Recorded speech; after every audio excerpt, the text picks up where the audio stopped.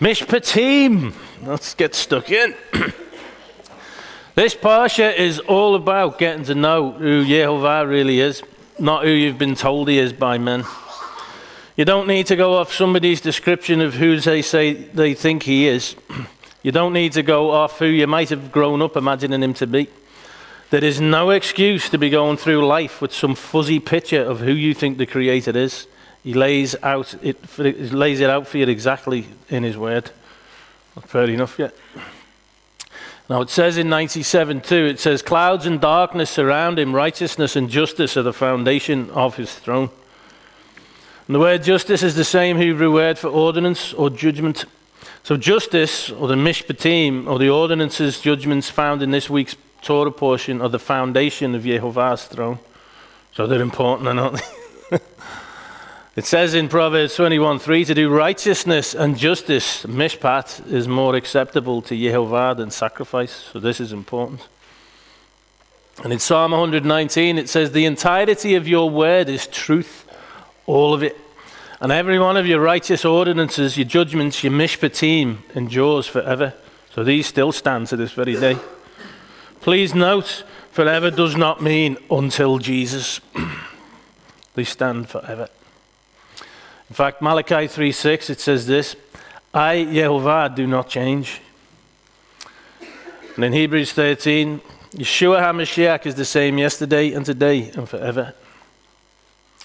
And in Matthew 23:1-3, it says, then Yeshua said to the crowds and to his disciples, the scribes and the Pharisees sit on Moshe's seat. So do and observe whatever they tell you, but not the works they do, for they preach but do not practice. Okay, so what he's actually saying is, do and observe whatever they tell you when they read the Torah, because that's what they would be doing when they were sat on Moshe's seat. In Matthew 5:17, it says this, do not think that I've come to abolish the Torah or the prophets. I have not come to abolish them, but to fulfill them. And the Greek word is plereu, and it means to fully preach. But it's also a Hebrew idiom that was used amongst the rabbis and teachers of the day, which meant, I haven't come to teach it badly. I've come to teach it really well, which is exactly what he did. In John 18:37, Pilate said to him, this is Yeshua before Pilate, so you are a king? And Yeshua answered, you say that I'm a king. For this purpose I was born, and for this purpose I've come into the world, to bear witness to the truth. Everyone who is of the truth listens to my voice. And we know what the truth is. Thy righteousness is an everlasting righteousness, and thy Torah is the truth. Everyone who is of the truth listens to my voice. This is what Yeshua says. Now the mystery of iniquity and the great delusion. Even him, the man of sin, whose coming is after the working of Satan with all power and signs and lying wonders, and with all deceivableness of unrighteousness in them that perish, because what? They receive not the love of the truth, that they might be saved. And for this cause God shall send them strong delusion, that they should believe a lie, that they all might be damned who believe not the truth, but had pleasure in unrighteousness. Whoever believes in the Son has eternal life. Whoever does not obey the Son does not see life, but the wrath of God remains in him. I want you to see the connection between belief and obedience. It says in Hebrews 3, as it said, today if you hear his voice, do not harden your hearts as in the rebellion. For who were those who heard and yet rebelled? Was it not all those who left Egypt, led by Moshe? And with whom was he provoked for 40 years? Was it not those who sinned, whose bodies fell in the wilderness? And to whom did he swear they would not enter his rest, but to those who were disobedient? So we see they were unable to enter because of unbelief. The connection is so obvious. Disobedience is unbelief, and obedience is belief. They received not the love of the truth that they might be saved. They didn't love the Torah. God shall send them a strong delusion that they should believe a lie. This is the strong delusion, that they actually think that, we don't have to bother with the Lord's teaching and instruction anymore.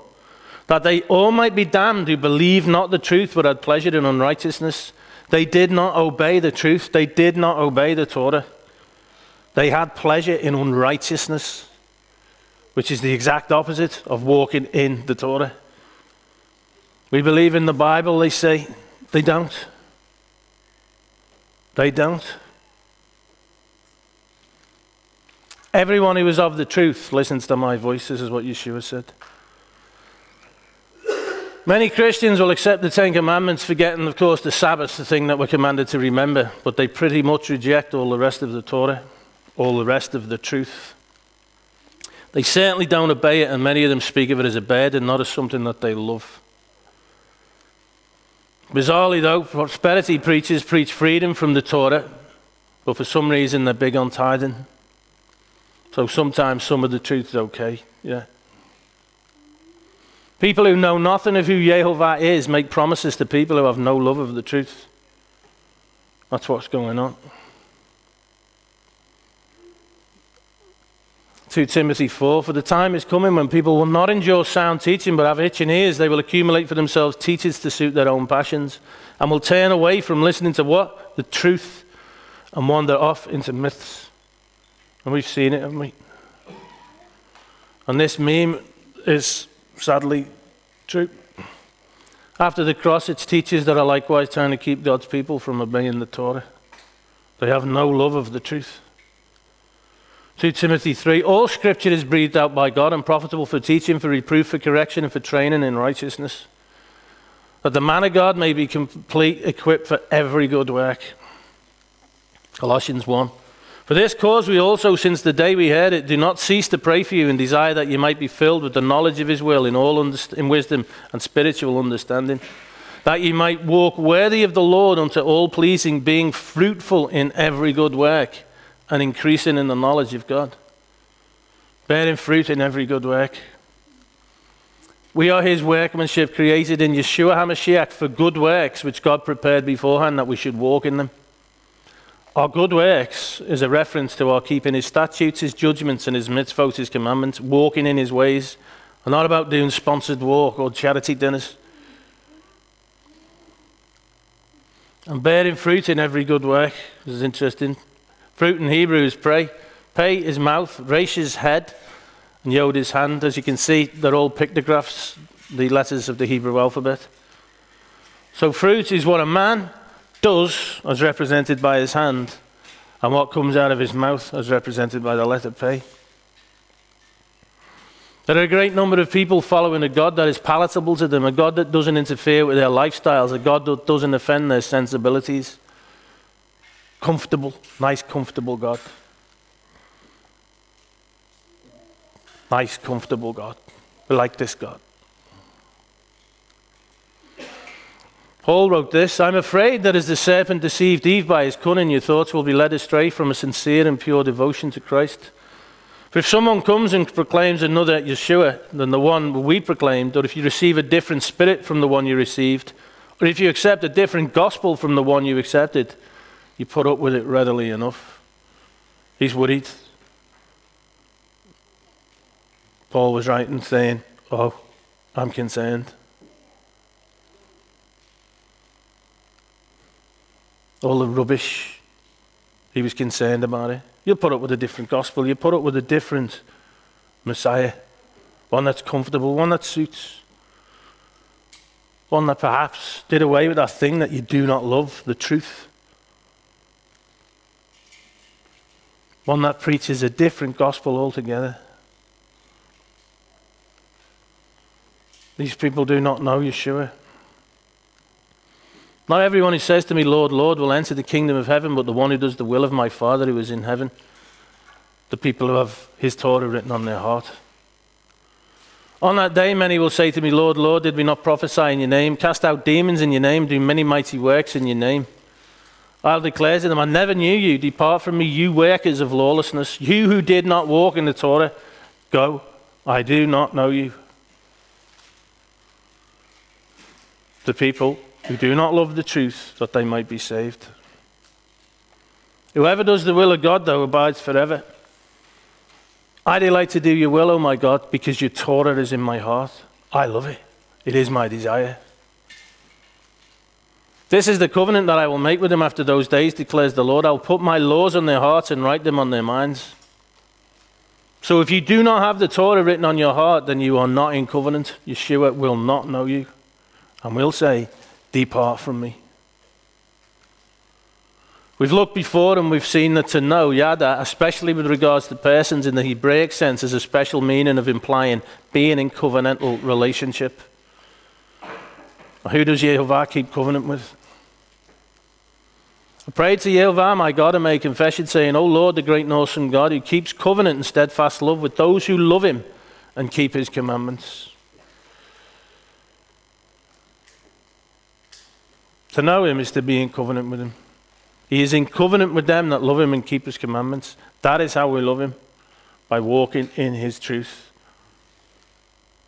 Whoever says, I know him, but does not keep his commandments is a liar, and the truth is not in him. Wow. It's the same message, isn't it? Whoever keeps his word, in him truly the love of God is perfected. By this we may know that we are in him. And whoever says he abides in him ought to walk in the same way in which he walked. So if you know him, you will walk as he walked. How did he walk? He was sinless. That means he didn't transgress the Torah. Because to know him is to be in covenant with him, and the covenant that we have is that his Torah is written on our hearts. It is our desire to walk in his ways. Everyone who is of the truth listens to my voice. That's what he said. My sheep hear my voice, and I know them, and they follow me.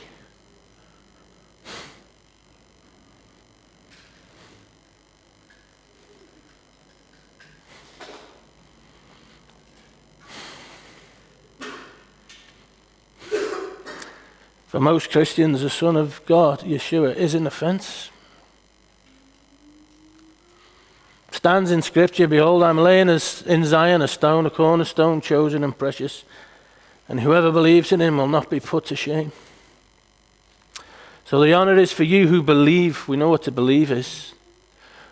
But for those who do not believe, who do not obey, the stone that the builders rejected has become the cornerstone, and a stone of stumbling and a rock of offense. They stumble because they disobey the word as they were destined to do. Those who disobey the word find Yeshua to be a stone of stumbling and a rock of offense. Yeshua is offensive to them. Where Yeshua is a rock of offense, they've found another that is more agreeable to them. But Yeshua is offensive because they have no love of the truth. They have no desire to obey the word, and they happily dismiss it. It's almost as if collectively the many have said, obeying your word, it seems a bit much. We're considering the 10 Commandments. Well, okay, I'll tell you what, let's make it 9, and we'll see what we can do. Cool, okay, oh, go on then, we'll let you be our God.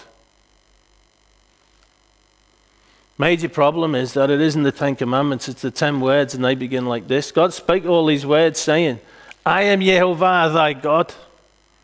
Bang.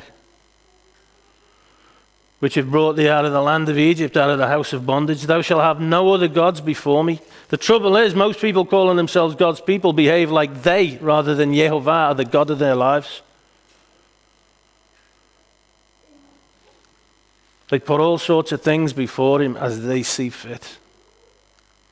They even manage to put other things before him and convince themselves that what they're doing is all about him. And many Torah keepers are no better. Okay, well, I'll do the Torah. Well, most of it, I'm not too sure about wearing tzitzits. Well, not to work anyway. Oh, and whilst we're on the subject, I might have to work the Sabbath from time to time. Oh, and as for circumcision, well, if you're okay with all that, then we'll go on then. Yes, you can be my God.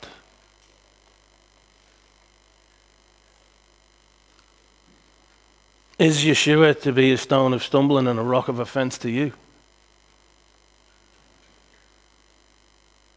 Do you find him offensive? You're seeking a more comfortable, palatable God to follow. You'll always be able to find a God that's okay with what you think is okay. Whatever argument you use to justify your actions, this God will nod along and pat you on the back and tell you how well you're doing. Yeah, cool. You can impress this God even when you harbor sin in your heart. What is sin? Sin is transgression of the Torah. But this God's okay. He's okay. Still going to pat you on the back. This is a God of your own imagination. This God is actually you. Compared to Yehovah, this God is pathetic. This God will fail you. And if you follow this God, then you will not enter the kingdom of Yehovah. Yehovah is holy. He's holy. I don't think we even have a clue how much of a statement that is. Most people confessing to be God's people are worldly.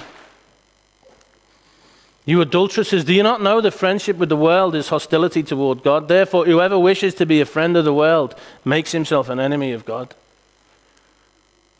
The many choose another God, a God who is actually okay that it is their wish to be a friend of the world.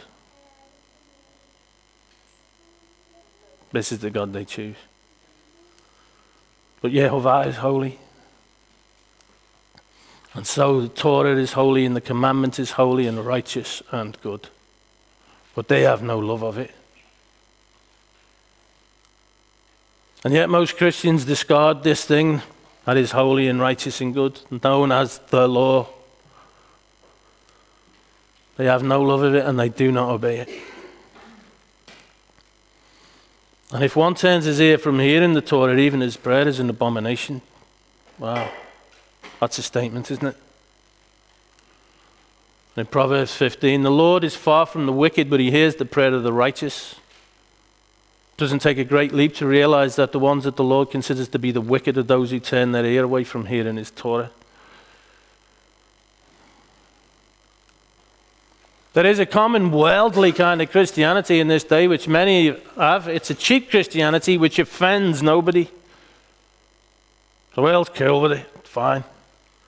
Requires no sacrifice, it costs nothing and it's worth nothing. It offends nobody. And yet in John 15 it says, if the world hates you, know that it has hated me before it hated you. If you were of the world would love you as its own, but because you are not of the world, but I chose you out of the world, therefore the world hates you.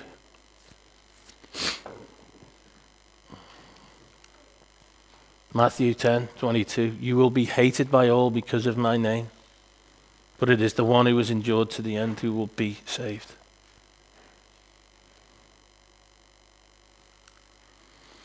And what most Christians choose to characterize as the law, disdainfully, is actually, in the beginning was the Word, and the Word was with God, and the Word was God.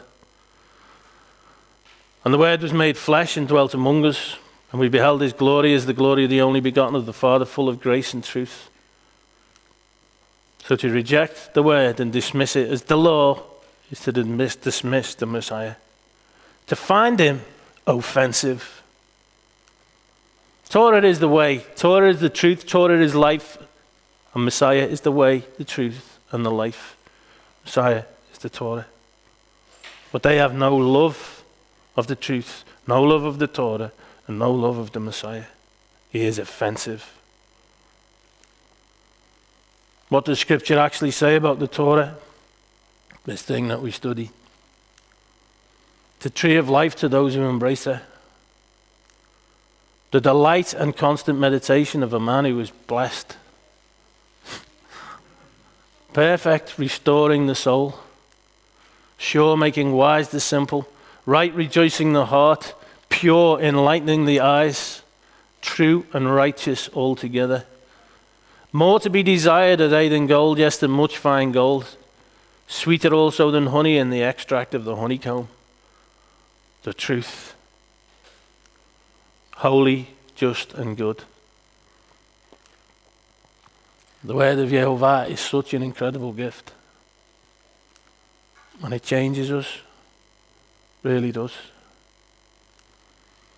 We also thank God constantly for this, that when you receive the word of God, which you heard from us, you accepted it not as the word of men, but as what it really is, the word of God, which is at work in you believers, which is at work in those of you who obey, who love the truth and walk in righteousness. Somehow, though, the ecclesiastical authority of the religion called Christianity is by and large chosen to view Exodus 21 through the end of Deuteronomy as some kind of failed experiment. A covenant which sets forth specific instructions on intimate details of everyday life is more than many people are willing to deal with. So they use vague, emotionally charged but totally misunderstood terms like freedom from the law, living by the Spirit, to justify throwing out whole chapters, indeed whole books of the Bible. Living by the Spirit isn't telling yourself God loves you and then doing whatever you see as right and floating about in fantasy fluff cuckoo land, telling everybody it's all about love whilst transgressing the Torah, which is sin. Whoever commits sin transgresses also the Torah, for sin is the transgression of the law. By this we know that we love the children of God when we love God and obey his commandments. I put these pictures up and I hope you realise how ridiculous it is when people have this idea of, just living by the Spirit, doing my own thing. This is the love of God, that we keep his commandments, and his commandments are not burdensome. Walking around doing your own thing is not what it means to live by the Spirit. It's a particularly silly picture. I will put my Spirit within you and cause you to walk in my statutes, and you shall keep my judgments, my Mishpatim, and do them. Living by the Spirit means living according to Yehovah's mitzvot and Mishpatim. It was the Spirit who wrote the mitzvot and Mishpatim to begin with, and who caused them to be recorded and preserved as a guide for us. Living by the Spirit and living by the Torah are one and the same. And if you believe with all your heart that he who designed man, including you, knows best what will bring happiness and fruitfulness to man, including you, and make life meaningful for man, if you know and appreciate these things, then you will see the Mishpatim as the wonderful gifts which they are. Put simply, the Mishpatim of Torah are nothing more or less than what Messiah will do when he sets up his throne in Jerusalem and begins to reign upon the earth. We get an insight into who Yehovah is. And everyone who is of the truth listens to my voice. Previously in the Torah, we had the 10 words, and the people ran and hid from Yehovah, just like Adam and Eve did. And next they're instructed how to build an altar so that their nakedness would not be uncovered, just like Adam and Eve were naked in the garden and needed a covering. The Israelites here, ashamed and having turned away from Yehovah in fear, are in need of a covering. Hence, between the 10 words and the Mishpatim, there is Exodus 20, 22 to 26. And this could well be one of the things that they built at the time. This week's Parsha could be considered a continuation of last week's reading of the 10 words. From the Hebrew, we see that the ordinances that are about to be expounded on are connected to, not separate from, the 10 words. The following is our opening verse is usually translated in the English Bibles. Now these, that's how it usually starts. For this to be accurate, the word here would have to be ele. Okay, we see a more accurate translation here in the Young's literal translation. And these, vele, are the judgments which thou dost set before them. And here we've got the inclusion of the letter vav here, which is often means something that connects. But to clarify it, Rashi explains this relationship between the Mishpatim of Exodus and the 10 words of Exodus 20 as a matter of Hebrew grammar, saying whenever the Torah uses the term ele, i.e. these are, it means to negate what was mentioned previously. However, where, as in the case in Exodus 21:1, Torah uses the term vele, i.e. and these are, it means to add to what was previously mentioned. So Rashi is emphasizing the judgments which are the subject of this week's Torah reading in no way constitute a departure from the revelation of Mount Sinai, but are instead to be considered a natural outgrowth of it. And the first usage in Torah of the Hebrew word mishpat, which is the singular form of mishpatim, is found in Genesis 18, where Yehovah is speaking of his friend Abraham. It says, for I know him, it's that word here, yadat, that he will command Yetzirah, his children and his household after him, and they shall keep Shema, we'll look at that word later, the way of the Lord to do righteousness and mishpat, that Yehovah may bring upon Abraham that which he has spoken concerning him. So, quiz time.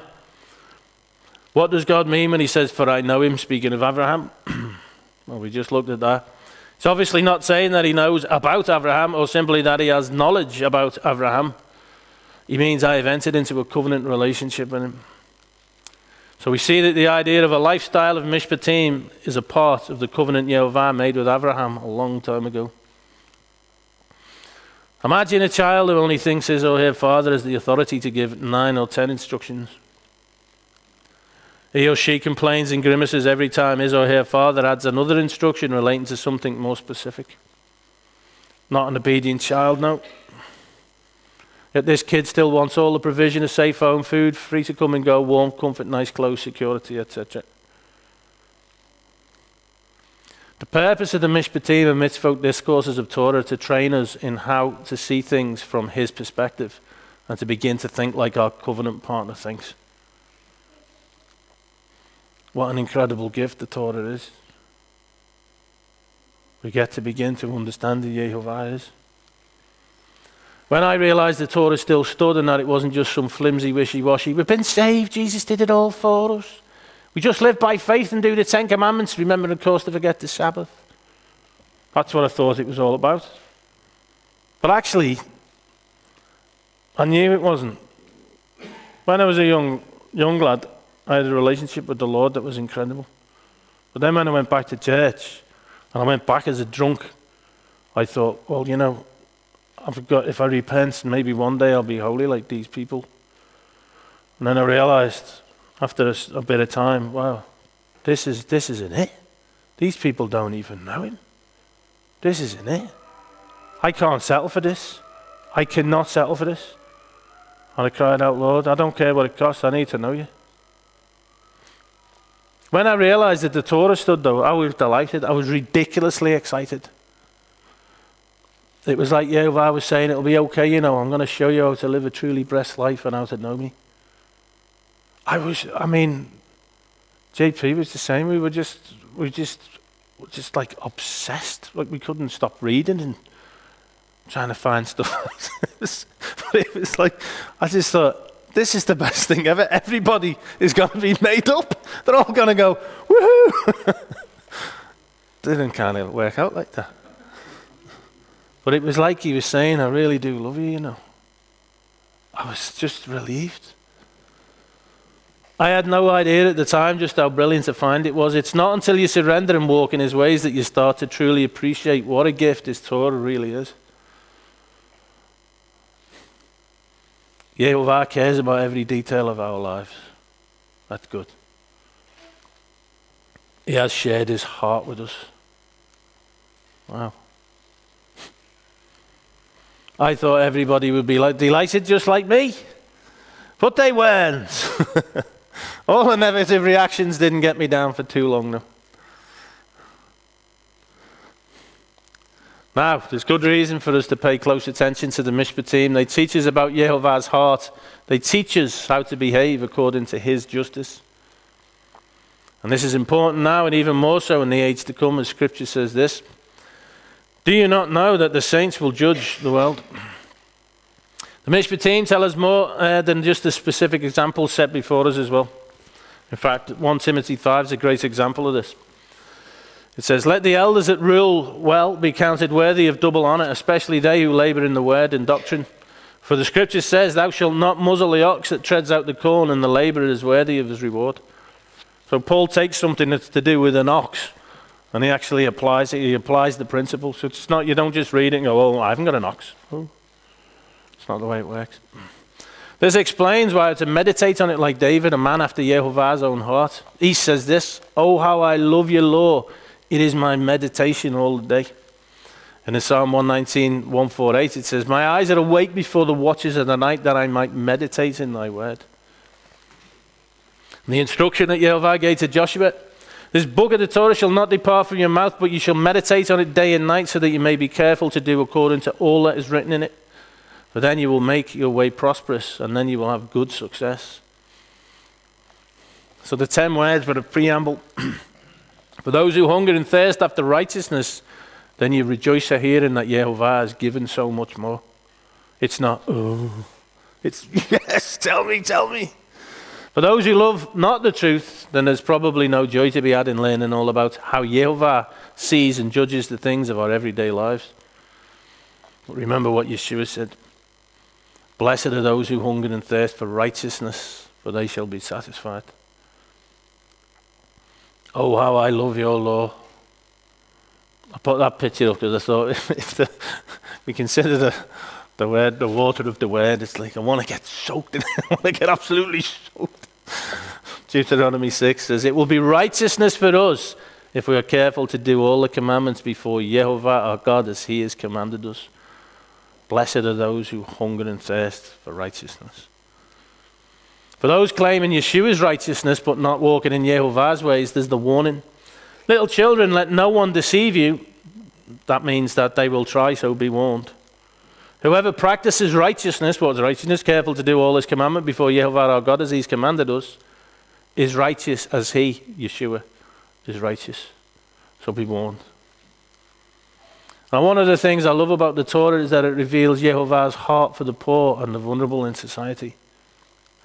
Poor people are not very important to the mind of man, but they are very, very, very important to Yehovah. And you see that as you read through his word. It says in Psalm 41, blessed is the one who considers the poor. In the day of trouble, Yehovah delivers him. That's something to meditate on, isn't it? Yehovah protects him and keeps him alive. He is called blessed in the land. You do not give him up to the will of his enemies. Yehovah sustains him on his sickbed. In his illness, you restore him to full health. This is for those who consider the poor. We, like Messiah, are to judge not by the sight of our eyes or by the hearing of our ears, but with righteousness, i.e. with the same mindsets and principles that underlie the Mishpatim. And they begin by addressing slavery. And of course this causes all who do not know Yehovah to get a bit excited. We'll go a bit, whoa. As we go through the Mishpatim, Yehovah will indeed reveal his heart, and we will see that he is all that he says he is. What does he say he is? He said, Yehovah passed before him and pronounced, Yehovah, the Lord God, merciful and gracious, long-suffering and abundant in goodness and truth. That's who he is. Keeping mercy for thousands, forgiving iniquity and transgression and sin. But I will by no means clear the guilty, visiting the iniquity of the fathers upon the children and upon the children's children until the third and to the fourth generation. There are many people who will tell you who Yehovah is, but if you want a true picture, then go to his word. Many people get all excited and they have their own ideas. Many people, based on their own notions and desires rather than the word, make up their own versions of who Yehovah is. But this God is worthless. He might be a God that's okay with smoking or working on the Sabbath. He's probably okay with you indulging in worldly entertainment. He might be a God that's fine with all kinds of willful sin. He might not want you to even wear tzitzit. And he's probably not bothered that you haven't bothered to get circumcised. Oh, it's not a big deal. But this God is pathetic. People pray that they might know Yehovah's will. I delight to do your will, O Lord, because your Torah is within my heart. His will is that you walk in his ways. His will is that you love him. And this is the love of God, that we keep his commandments, and his commandments are not burdensome. Question: if obedience is how we show God our love and obeying the Torah is bondage, is loving God then bondage? Yeshua said, if you love me, you'll keep my commandments. It's so simple.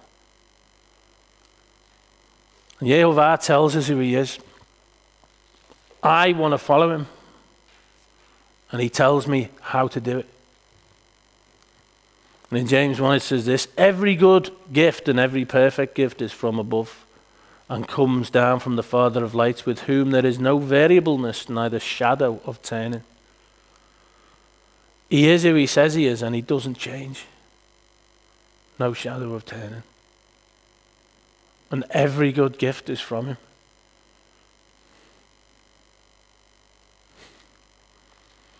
Because he does not change, it is easy to follow Yehovah. There's no mystery or guesswork involved. He gives us his teaching and instruction so that we can learn how to live lives that please him and be blessed in all that we do. Yehovah is my shepherd, I shall not want. He watches over us, he looks after us, he protects us, and he shows us where we're meant to be going. He makes me lie down in green pastures. He leads me beside still waters. He restores my soul and he leads me in paths of righteousness for his name's sake. Even though I walk through the valley of the shadow of death, I will fear no evil, for you are with me. And your rod and your staff, they comfort me. You prepare a table before me in the presence of my enemies. You anoint my head with oil and my cup overflows. Surely goodness and mercy shall follow me all the days of my life, and I shall dwell in the house of Yehovah forever.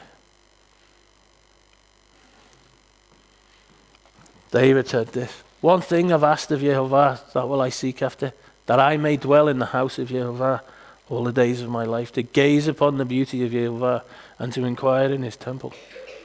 Every good thing comes from the Lord. Every good thing. Interestingly, for those who want to dwell in the house of Yehovah, the letter Beit as a pictograph is a house. And the letter Lamed is a shepherd's crook. And Lamed Beit spells the word heart or lev. The first and last letters of the Torah, the final Lamed, these are the first and last letters of the Torah. The final Lamed coming from the name Yisrael, which is Yashael, or the Strait of God, as you can see there. So the first and last letters of the Torah spell heart, and that's what was revealed to us in his scripture. To follow the Torah is to be led by the shepherd to Yehovah's house. To follow the Torah is to go after his own heart. And if you break down the word Yisrael in a different way, you actually get he who turns the head of God. That's who Israel is. He who turns the head of God. Everyone who is of the truth listens to my voice, is led by the shepherd to the Father's house to dwell there with him. Be strong and very courageous, being careful to do according to all the law that Moshe my servant commanded you. Do not turn from it to the right hand or to the left, that you may have good success wherever you go. The importance of not turning to the right or the left becomes even clearer when you consider the word for commandments. The parent root is zav, seen there. It means direction. The child root is zavah. Okay. To direct, to provide direction for the way, for the trail. The reason why it's saying this is because we've got revelation connected to the trail. Okay, and then we've got this word which is mitzvah, commandment, which is a direction for the trail, a direction for the way.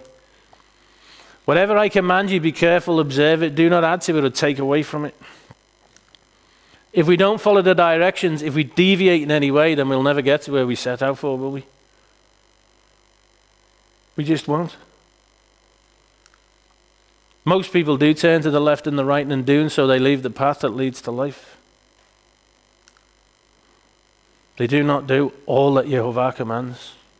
Who made it into the land? Caleb and Joshua. Why? Because they wholly followed Yehovah. These people have rejected his Torah. They will not dwell in his house forever. You can say, I haven't rejected the Torah, I do it, most of it. Whoever keeps the whole law but fails in one point has become guilty of all of it. And the word for keep is shema, to watch over and to protect and to guard. And the opposite of to keep, shema, is to break. Yeah. From the word for bull, pa, we get the word break. Pa is pei, a resh, mouth as in open, and resh as in head. To open the head, and it's with regards to agriculture, it means to break apart the seed by breaking the husks on the threshing floor, and this would be followed by the winnowing. It is the word for bull, as it would have been a bull that was used in this process to tread the seed and break the husks. So break, parah, comes from this root, showing that to break really means to trample upon. So breaking the covenant is taking the covenant, throwing it on the ground and trampling upon it. If you sin, you make a mistake, you're not breaking the covenant, you repent, you say, I'm not going to do that again, but this is different from trampling all over something to break it apart. Continuing on in rebellion is very aptly represented by the image of the bull on the threshing floor.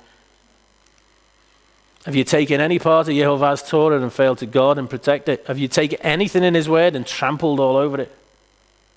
If you've done that, you're guilty of trampling over the whole lot of it, according to the Lord. You might be just sitting there thinking, oh, break, that comes from the word bull. Oh, jolly good. This is not meant to be a tidbit of information for you to log in your fact file. This is supposed to make you to begin to realize how Yehovah sees it when you cast aside his commandments. It's despicable. Think about it. What do you feel when you see or hear about wanton destruction? How do you think the Lord feels when you take his commandments and cast them aside and trample all over them?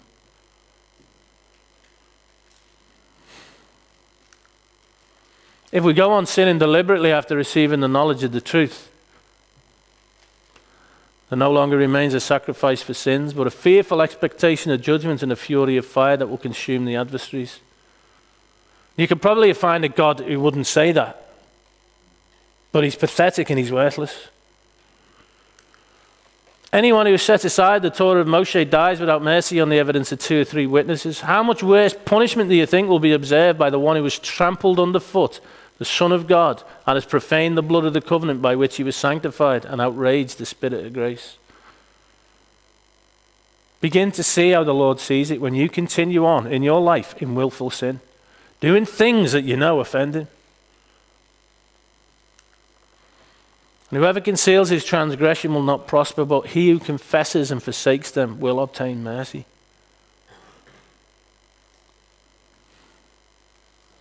Please note it says confesses and forsakes. Blessed is the one who fears Yehovah always. But whoever hardens his heart will fall into calamity. How many people harden their hearts? Sin in their lives, and it's like, oh, I know I shouldn't, but oh, and then you go out and it's just like, oh, sorry, hard-hearted, stiff-necked, no appreciation whatsoever for how the Lord sees what you're doing. And the Lord is high above all the nations and his glory above the heavens. Who is like Yehovah, our God, who is seated on high, who looks far down on the heavens and the earth? He can see everything. He raises the poor from the dust and he lifts the needy from the ash heap. I love that. I just love everything about him. I don't want to offend him. I pray to him all the time, Lord, never let me go. Always be my God. He's incredible. There's nothing about him that I don't love. There's nothing in his word that I don't think is fantastic. Not one of his instructions that I don't think is precious and wonderful. How could you find the Messiah offensive? How could you trample underfoot something so precious and wonderful?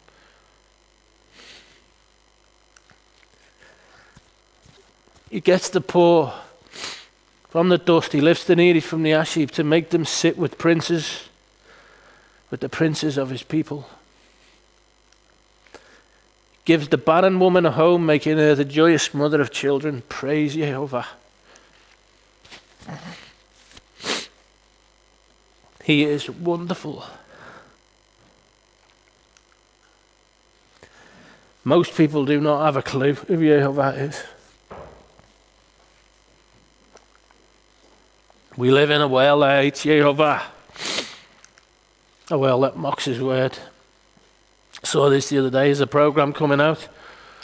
The comedy called Living Biblically, where they mock somebody who tries to live according to the Bible, but obviously does everything completely out of context and wrong, and tries to make the word of God look ridiculous.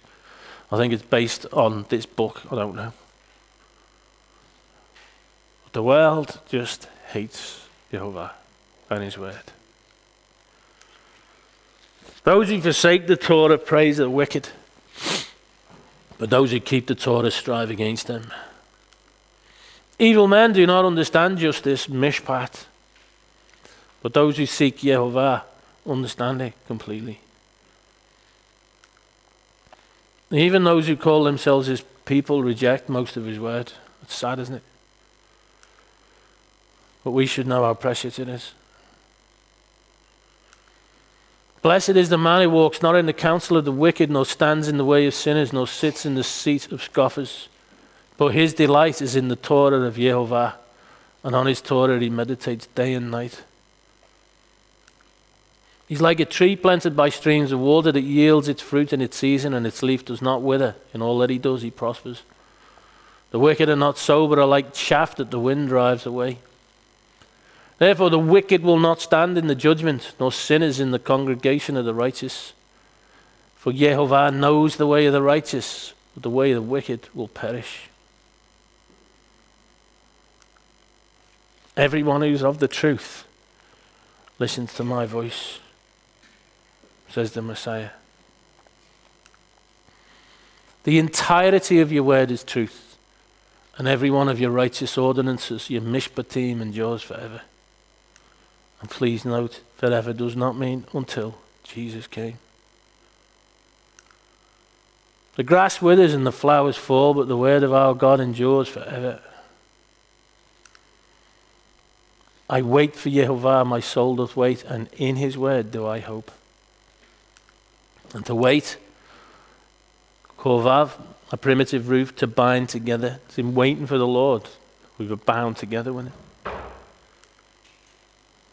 John 10, my sheep hear my voice, and I know them, and they follow me.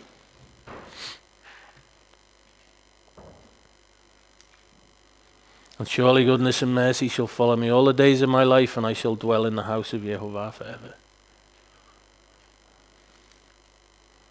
Amen. Mishpatim part 2. Here we go. That which we call slavery in the scriptures flows from the premise that it is better to work from someone else whom Yehovah has blessed than to starve or to beg. It assumes it's more humane and godly for a man Yehovah has blessed to give a poor man work to do to earn his food than it is to give him a handout and turn him into a perpetual beggar. And if you've got a problem with the concept of slavery, then it may worry you to realise that you were born a slave, a debt slave. Your birth is registered, meaning the government owns you, and you are used as collateral to allow the government to borrow more money from the banks. So you work and they take your money, tax, and they give it to the banks. So slavery, according to Torah, is a last resort. Yehovah actually wants us to consider it better to buy, and a better word might be redeem, a person who's down on his luck, to put him to work for 6 years, no more, unless he chooses voluntarily to be our servant for life. Teach him a trade and let him be a productive member of society, and to make him a perpetual dependent on handouts. That's the way the Lord sees things. Before ever considering doing that, we were first to have loaned him money without interest. Then, if that did not do the trick, we're to buy his property, subject to his right of redemption, and for our use and possession only until the next Jubilee. Only if these measures fail to work are we to purchase or redeem the man himself. So we've gone to all these lengths to help this person. We've loaned him money, no interest, and then if he's still in a bad state, we buy his property, we only have it till the Jubilee. If he still messes up, then we come to the, what people go, slavery. Slavery in biblical terms is meant to provide a means for a person to get back on their feet. Deuteronomy 15, if your brother, a Hebrew man or Hebrew woman, is sold to you, he shall serve you 6 years, and in the 7th year you shall let him go free from you. And when you let him go free from you, you shall not let him go empty-handed. You shall furnish him liberally out of your flock, out of your threshing floor, and out of your winepress, as Yehovah your God has blessed you, and you shall give to him. So at this point in this person's life, when they're completely destitute, you take them in, you feed, you clothe them, you look after them. They work for you, but they have the benefits of all the security and knowing that they're okay, that they're looked after. And then, at the end of this service that they've done, they go out, but they don't go out like, oh, back to my old way, oh, being a bum again. No, you send them out blessed. Whilst you were in service, you were to be treated well. If a servant or slave was mistreated and they ran away, Deuteronomy says this, you shall not give up to his master a slave who has escaped from his master to you. This is not what we've got in our heads, the concept of slavery, when we watch Roots as kids when our mums had it on the telly. That's not what it is. No, there are two types of slaves. Those who are poor, these go out after 6 years and are given the means to make a life for themselves. There are also those who become a servant through an act of war where they were the aggressors. Of course, Exodus 21:16 prohibits making war to acquire slaves. And in Exodus 21:16 it says, whoever steals a man and sells him and anyone found in possession of him shall be put to death. Because of course this is disgraceful. It's totally disgraceful. The Lord does not in any way say that this is okay. Now these are the judgments which thou shalt set before them. If thou buy a Hebrew servant, 6 years he shall serve, and in the 7th you shall let him go free for nothing. If he came by himself, he shall go out by himself. If he were married, then his wife shall go out with him. If his master had given him a wife, and she have borne him sons or daughters, the wife and her children shall be her master's, and he shall go out by himself. And if the servant shall plainly say, I love my master, my wife, and my children, I will not go out free, then his master shall bring him unto the judges, and he shall also bring him to the door, or unto the doorpost, and his master shall bore his ear through with an awl, and he shall serve him forever. So let's have a look at what's going on. First, he serves 6 years, he serves, as the 7th day he shall go free. Okay, we're talking about the concept of time here. It's a picture of 6 millennia of creation under man, then the millennial reign of Yeshua as the time of rest or the Sabbath. And it says in verse 3, if he came in by himself, he shall go out by himself. If he were married, then his wife shall go out with him. So verse 3, the only thing that belongs to a servant is his wife. The master must also be prepared to provide for her too. So when he goes into service, his family's looked after as well. Verse 4, if his master has given him a wife, and she has borne him sons or daughters, the wife and her children shall be her master's, and he shall go out by himself. So what's going on here? Yehovah is all for marriages to stay together, but he won't negate how the master came into possession of the woman. Just because the servant goes out doesn't mean that the couple aren't together. It's just a matter of ownership. The woman will go out when the time of her service is complete, and she also will be furnished with goods. This isn't about breaking up homes. No, it's not that at all. And if the servant shall say plainly, I love my master, my wife, and my children, I will not go out free. Okay, what's happening here? We've read of a slave faced with freedom from his master, and he says, hang on a minute, I love my master. He would prefer to serve his master than have his own freedom from his master's laws. He's happy to serve his master. He would prefer to be a bondservant of the master. He loves his master. It's interesting that the law of the bondservant immediately follows the 10 commandments, or the 10 words, and precedes the rest of the instructions. Makes sense at one point, because obviously they've just come from a place where they were slaves, so this is something they knew about and something that needed to be dealt with. But it's a time for reflection for them and for us, asking us, are we willing to serve? And do we love our master? If you love me, you will keep my commandments. Do you love him? Why do you call me Lord, Lord, and do not do what I tell you? Do you love your master? If we're to be servants, then we're to look to Yeshua as our example. And just as the Son of Man did not come to be served, but to serve and to give his life as a ransom for many. He's our example in all things, isn't he? And Rabbi Ezra says, he states that we are to receive the Torah as a bondservant. We come to be a bondservant by reason of a debt we cannot pay. We read in 1 Corinthians 6:20, for you are bought with a price, therefore glorify God in your body and in your spirit, which are God's.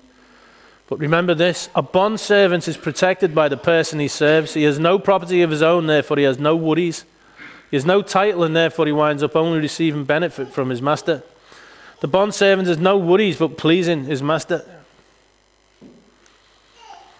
If a servant wished to be his master's forever, he would be brought before the judges, the Beit Din, and would there make a public confession. He would then be brought to the doorpost. I love the fact that the Lord says that he will watch over me all my life. And he says, about all them things that all the world worry about, he says, hang on a minute, seek first the kingdom of God, all them things will be added to you. I know I can rely on him and trust him. I love my master. I want to serve him forever. I don't ever want to be free from him. I always want to be his servant, and I always want him to be my master. Yeshua is our Passover lamb. Blood on the doorpost speaks of the blood of the Passover lamb and speaks of our redemption. We were ransomed from death to life by Yeshua's blood, and we're to offer ourselves as living sacrifices, as is our reasonable service. And we'll read Romans, because it's It's worth bearing in mind. I beseech you, therefore, brethren, by the mercies of God, that ye present your bodies a living sacrifice, wholly acceptable unto God, which is your reasonable service. This is our reasonable service to our Master, the one that we say that we love. Every day to offer ourselves as a living sacrifice. And don't be conformed to the world. This is a stumbling block for many people. But be transformed by the renewing of your mind, that you may prove what is the good and acceptable and perfect will of God. I delight to do your will of God, because your Torah is written on my heart.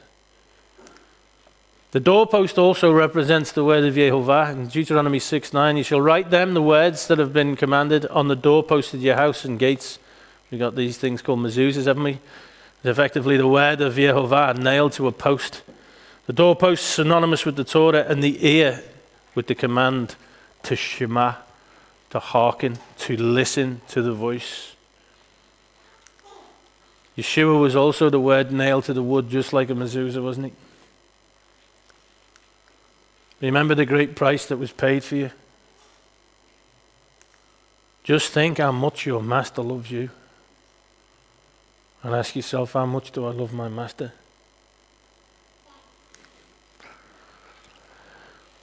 Would you like your only concern to be pleasing your Master? If so, then look to Yeshua, our Passover Lamb, who bought you at a great price, and shema all that he commands. Do you want to serve in Yehovah's house forever? How lovely is your dwelling place, O Yehovah Zavaot. My soul longs, yes, faints for the court of the Lord. My heart and flesh sing for joy to the living God. Even the sparrow finds a home, and the swallow a nest for herself, where she may lay her young. At your altars, O Yehovah Zavaot, my King and my God. Blessed are those who dwell in your house, ever singing your praise. For a day in your courts is better than 1,000 elsewhere. I'd rather be a doorkeeper in the house of my God than dwell in the tents of the wicked. It's great, that, isn't it? Everyone who's of the truth listens to my voice. Surely goodness and mercy shall follow me all the days of my life, and I shall dwell in the house of Yehovah forever. What a thing to think about, even. Now, arranged marriage. What? Oh, it's a disgrace. Ooh, I'm going to write into evilbible.com. Ooh. Arranged marriage. Well, married women had virtually no way to sustain themselves. In such a world, the sooner marriage partners could be arranged for one's daughters, especially in poor households, the better. Just as responsible parents make plans for their children today, looking at college funds, etc., a father and mother in past centuries would plan for their daughter's marriage. However this may offend our 21st century Western sensibilities, there was nothing immoral or inherently evil in the process of arranged marriage. The socially acceptable practices of modern Western fathers and mothers buying revealing clothing and makeup for teenage and pre-teenage girls, exposing them to adult-themed television programs and music videos and films, and sending them out to school functions, parties and social events where they will interact with young men on whose mind is everything besides marriage, is in the long run far more cruel and immoral. Torah did not by any means initiate arranged marriage any more than it initiated slavery. Nor does Torah command, or even for that matter, encourage arranged marriage. But since arranged marriage, like slavery, existed in every generation of man up till the present, and since the potential to harm an innocent child was inherent in it, it was a proper thing for Yehovah to deal with. A daughter sold by a poor man into a rich man's home with marriage in mind was not called a servant, but an amah. The English Bibles translate this as maidservant, but in context it means a potential bride, either for the man who pays for the father's price, for his son, or for some trusted servant in the household. So amazingly, the Torah will take the most unequal system on the earth, slavery, and use it to bring about equality. I do like this. It's just like the Lord just does things in just a great way. Why do the rich get richer and the poor get poorer? We ask ourselves. And what is the solution to stopping this from happening? Some say take from the rich and give to the poor, but that's not the way of Yehovah. Torah recognizes that the reason for the growing disparity is that we make friends with people who are like us. Poor people hang around with poor people and thus end up marrying poor people. Rich people hang around with rich people and end up marrying rich people. The reason that the rich send their children to elite schools is not so much for the education, but for the bonds that they will make with other privileged children. They hire each other and wind up moving in the right social circles, and they marry well. So I can imagine if you went to some of these places, you might feel like a bit of an outsider if you weren't from a terribly type of family. You know? So poor father says, how can my daughter have a better life? He sells his daughter into the kind of family that he would wish his daughter to be a part of. Right from the start, she is to be treated as a betrothed and thus as a family member. But she's not going there to be mistreated. This is not the idea at all. If things don't work out, she can be redeemed by her father. If she reaches the age of 12 and no plans for the future are secured, then she goes free. Chances are that if she does not displease, then she will be married and become one of them. The dowry becomes the money she was initially sold for. Equality is brought about not by redistribution of wealth, but by changing the social construct. Equality through social bonds. It's more of a rags to riches system than one of equality and injustice. All through the Torah, you see that the Lord has a way of being able to bring people together. It's not a case of, the them and us, them rich people up on the hill. And all. That's not the way the Lord sees things. If a man sell his daughter to be a maidservant and a mar, she shall not go out as the men servants do. If she please not her master who betrothed her to himself, then shall he let her be redeemed. To sell her unto a strange nation he shall have no power, seeing he hath dealt deceitfully with it. And if he's betrothed her unto his son, he shall deal with her after the manner of daughters. And if he take another wife, her food, her raiment, and her duty of marriage, which represents a husband's obligations to his wife, shall he not diminish. And if he do not these three unto her, then she shall go out free without money. In other words, if she's not treated really, really well, then it's over. She goes out free. Yehovah shows us the value he placed on the lives of young, unmarried, unprotected girls and women. He allowed a father to do the best he could to assure his daughter would live in a good household, not to starve to death and have the opportunity for a good life. But he puts limits on how much suffering she would have to suffer if the arrangement did not go well. Throughout the Torah, Yehovah shows that he cares deeply about the poor and vulnerable among us. And he is kind, compassionate, and loving, and he knows what is best. His judgments are right and just. In fact, Psalm says this, righteous are you, O Yehovah, and your right are your Mishpatim, your judgments. So for those who think they know better than Yehovah, who sit in judgment on his word, repent. Seek Yehovah while he may be found, and call upon him while he is near. Let the wicked forsake his way, and the unrighteous man his thoughts, and let him repent to Yehovah, that he may have compassion on him, and to our God, that he will abundantly pardon. The Lord is who he says he is. He's merciful and he's kind. My thoughts, he says, are not your thoughts, neither are your ways my ways, declares Yehovah. But as the heavens are higher than the earth, so are my ways higher than your ways, and my thoughts than your thoughts. We can trust him. I don't want to trust in the thinking of men. Psalm 18 verse 9. Don't trust in men, don't trust in princes, put your trust in Yehovah. We're not to walk in agreement with this world's endless stream of shifting philosophies and values and priorities and public opinion and popular causes. The Lord's ways are higher than our ways, and he doesn't change. Now, he that smiteth a man so that he die, he shall surely be put to death. And if a man lie not in wait, but God deliver him into his hand, then I will appoint thee a place whither he shall flee. We see this spoken about in Numbers 35. The city shall be for you a refuge from the avenger, that the manslayer may not die until he stands before the congregation for judgment. This is for people who might have accidentally killed somebody. This is a safe place they can go. But if a man come presumptuously unto his neighbour to slay him with guile, thou shalt take him from mine altar, that he may die. Okay, the altar was considered to be a place where you were safe. But he's saying, hang on, if he's a murderer, you're going to take him. A person found guilty of murder after a proper trial, the death penalty is not in Jehovah's eyes cruel and inhumane punishment. As we say, his ways are higher than our ways. And he that smites his father or his mother shall surely be put to death.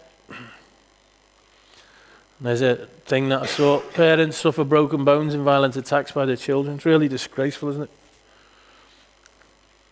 And as mentioned earlier, he that steals a man and sells him, or if he be found in his hand, he shall surely be put to death. Servanthood in and of itself is not evil, but forcible slave trade is. Because what the Lord's talking about is helping people to get their lives back on track. And he that curses his father or his mother shall surely be put to death. Wow. Our task is to honor those who gave us life no matter what. The Hebrew verb our English Bibles translate as curse is a form of the verb root ka'al. This verb does not mean curse in the modern English sense of foul language, i.e. calling your mother a bad name. The Hebrew verb ka'al means to make of little account, to make light.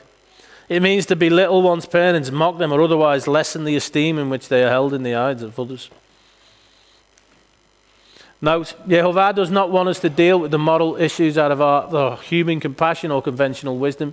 He's potentially offending our minds in order to reveal the twisted, preconceived ideas of justice and fairness and morality which we have allowed to take up residence in our hearts. People have an idea, don't they, of what's right and wrong, and that changes and changes over time.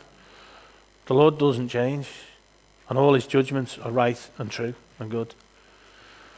Even if the father or mother did not or does not hug or praise the son or daughter, or tell the son or daughter, I love you, as much as the son or daughter would like, Jehovah says that the son or daughter who curses him or her should still be subjected to a judicial order of capital punishment, just like a murderer. Even if the father or mother beats or abandons his son or daughter, if the son or daughter curses the father or mother for this, the son or the daughter is to be tried by the duly appointed judges, and if found guilty, to be put to death by the judicial system, not by the person's parents or siblings. That's how the Lord sees things. Oh, how horrible. How glad we are for Disney Jesus of the New Testament, all full of love and compassion. Ooh, all a bit much that, wasn't it? Putting the child to death, though, is exactly what Messiah would do. Okay, we read this. Yeshua specifically reaffirms this mishpat of the Torah. Indeed, in Matthew 15, Yeshua points out the error of the Pharisees who elevate their ideas of righteousness and justice above Jehovah's, which is what it is to sin with a high hand and to despise the word of God. Matthew 15, for God commanded, honor your father and your mother, and whoever reviles father or mother must surely die. There you go, he's quoting this exact mishpat. But you say, if anyone tells his father or mother, what you would have gained from me is given to God, he need not honor his father. So for the sake of your tradition, you've made void the word of God. You hypocrites, well did Isaiah prophesy of you when he said, this people honors me with their lips, but their heart is far from me. In vain do they worship me, teaching as doctrines the commandments of men. He takes this very bit of scripture and uses it as an example, saying, okay, what you've done is you've put your own man-made spin on it. You worship me in vain. This exact example, every one of his righteous ordinances endures forever. Do you honor him with your lips, but your heart is far from him? Do you ever take some of the Torah and think you can put your own spin on things? No, a bit much that. Ooh. Do you worship him in vain? Jehovah apparently believes parents and children both have responsibilities to make the relationship work. In Jehovah's view, not everything that goes wrong is automatically a parent's fault. He isn't going to let his covenant people cop out by blaming the parents for everything that isn't perfect in their lives. No place for whiny blame places. Please note the focus was not on empowering parents to stone disrespectful children, but was instead on encouraging and showing the necessity of respect for parents. It's about bringing people together. And I saw this. This is, what's it? Kanita Mint, I can't say that, Fasayang, the newly crowned beauty queen of Miss Uncensored News Thailand 2015, did the most touching gesture by bowing her head down before her mother to express her gratitude. We just inherently know that it's right that we should respect our parents, don't we? We don't see this and go, that's disgraceful, do we? We know it's right. When men quarrel and one strikes the other with a stone or with his fist, and the man does not die but takes to his bed, if the man rises again and walks outdoors with his staff, he who struck him shall be clear, only he shall pay for the loss of his time, and shall have him thoroughly healed. And if a man smite his servant or his maid with a rod, and he die under his hand, he shall surely be punished. Notwithstanding, if he continue a day or two, he shall not be punished, for his is money. Please note, this servant could be a thief who is working to make restitution. You've invited them into your house and have taken on the responsibility of clothing or feeding them. That's exactly what the situation could be. Reasonable discipline of servants is actually permitted by Yehovah. Why does Yehovah not prohibit corporal punishment of unruly servants? Why is he not always on the side of the underdog? Because he knows that in the long run, in the context of the master-servant relationship, reasonable discipline will actually benefit both of them. Extreme acts of cruelty and excessive force are different and have to be punished. Now the very misunderstood mishpat. If men strive and hurt a woman with child so that her fruit depart, the word there is yasa, which is frequently employed of an ordinary birth, from her, and yet no mischief follow, he shall surely be punished according as the woman's husband will lay upon him, and he shall pay as the judges determine. And if any mischief follow, then thou shalt give life for life, eye for eye, tooth for tooth, hand for hand, foot for foot, burning for burning, wound for wound, stripe for stripe. So what is the passage teaching? Simply this: if two fighting men injured a pregnant woman, causing her to give premature birth, yet no harm follows to either mother or child, a fine will be levied as a penalty for such carelessness. However, if any harm followed to mother or babe, justice was to be meted out, commensurate with degree of damage. Eye for an eye, the context there is this. Verses 22 to 25 all deal with a single, quite specific situation where a pregnant woman miscarries because she has been struck in the course of a fight between men. In such a situation is when the principle of an eye for an eye, a tooth for a tooth, a hand for hand, foot for foot, burn for burn, wound for wound, and bruise for bruise applies in such a situation as that. The words used are merely a Hebrew idiom, meaning that fair and reasonable compensation is to be paid to the injured person in proportion to the damage that is caused. None of the redeemed community ever had his eye punched out, or his tooth punched out, or his hand or his foot cut off by the shoftim, who were the judges. This is all about reasonable compensation. But what about Yeshua? Didn't he change this? Matthew 5, you've heard it said, an eye for an eye and a tooth for a tooth. But I say to you that ye resist not evil, but whosoever shall smite thee on thy right cheek, turn to him the other also. And people get this and go, oh, he's teaching against the Torah. For a start, he says here that ye resist not evil. But actually in Scripture it says that we should resist the devil so that he will flee. That's actually a Hebrew expression. And it means if somebody does something horrible to you, you don't repay them by doing something horrible back. But what does he mean by saying this? An eye for an eye and a tooth for a tooth. He definitely seems to be teaching against the Torah, which is odd, isn't it? Because he did say, don't think I've come to abolish the Torah or the prophets. I've not come to abolish them, but to fulfill them. Now, there is more than one Hebrew word translated as judge in our Bibles, and it is important for us to be able to tell them apart. The Hebrew word palil means to judge or to distinguish the difference between things. And the Hebrew word din is most often about Yehovah making judgments. The root of mishpat is shafat, which refers to judging sin. And the Mishpatim, these judgments which are listed for us in our parsha, are what is used by the judge, the shavat, to judge sin. In other words, these are rules for the judges to use in making fair resolutions. They are not intended to be used by individuals for taking the law into their own hands. That Hebrew idiom, resist not evil, was all about that very thing. Now, if a man smite the eye of his servant or the eye of his maid that it perish, he shall let him go free for his eye's sake. And if he smite out his manservant's tooth or his maidservant's tooth, he shall let him go free for his tooth's sake. So this is saying that if you cause significant damage to your servants in any way, not just their eye or the tooth, then they go free no matter what you paid for their service. This is what Yehovah sees as fair and just. Verses 28 to 32 are about justice and compensation when an ox gores somebody. But if the ox were wont to push with his horn in times past and had been testified to his owner, and he hath not kept him in, but that he hath killed a man or a woman, the ox shall be stoned, and his owner shall also be put to death. So if the owner knew that this ox was in the business of going about doing this kind of thing, then the owner has the responsibility. And if a man shall open a pit, or if a man shall dig a pit and not cover it, and an ox or an ass fall therein, the owner of the pit shall make it good and give money unto the owner of them, and the dead beast shall be his. So if you dig a big hole, put a lid on the thing, so that your mate doesn't come along and fall in the big hole. I don't know. And if you do put a lid on, make sure it isn't polystyrene. That's something that happened to me in my life. Before moving to chapter 22, we'll just talk about property. Okay.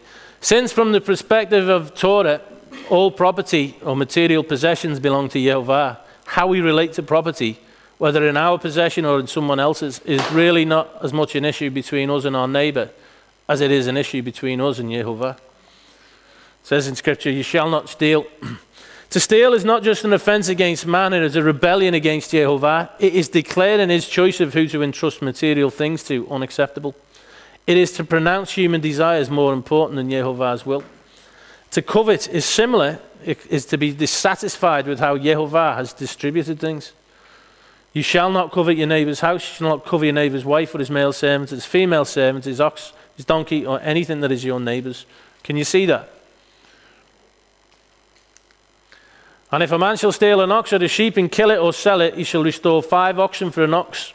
You need this beast of burden for making your living, and 4 sheep for the sheep. Okay, and if a thief be found breaking up and he smite that he die, there shall no blood be shed for him. But if the sun be risen upon him, there shall be blood shed for him.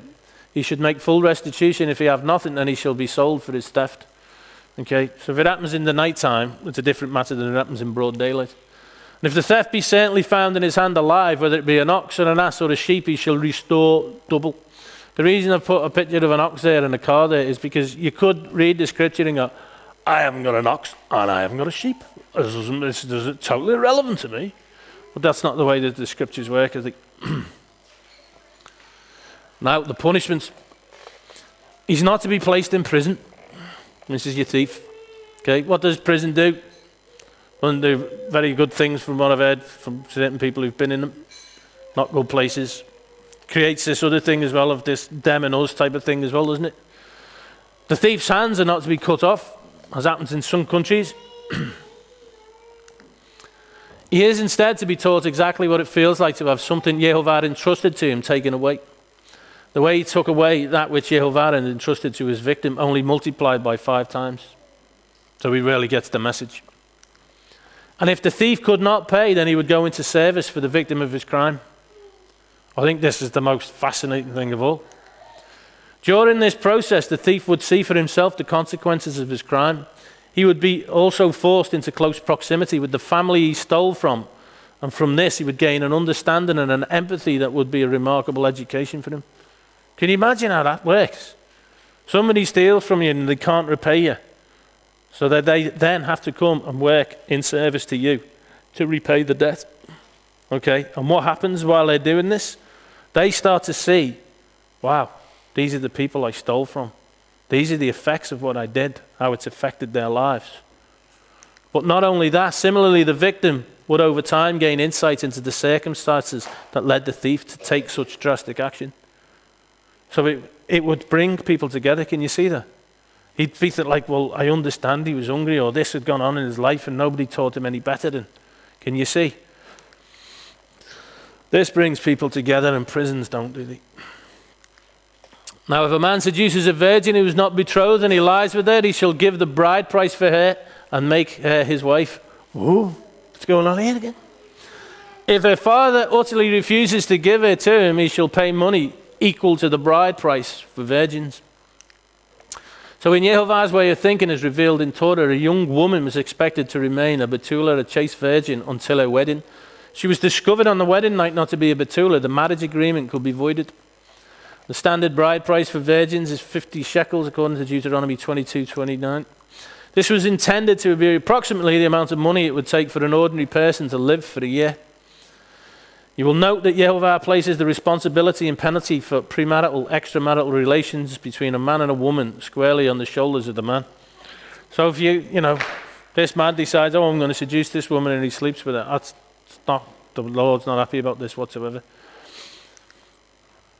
If the girl or woman will have personal, spiritual and familial consequences with which she shall have to deal, but Yehovah makes it clear that the man is the one who is to take the initiative in righting as far as possible the spiritual and moral wrong that he has been done.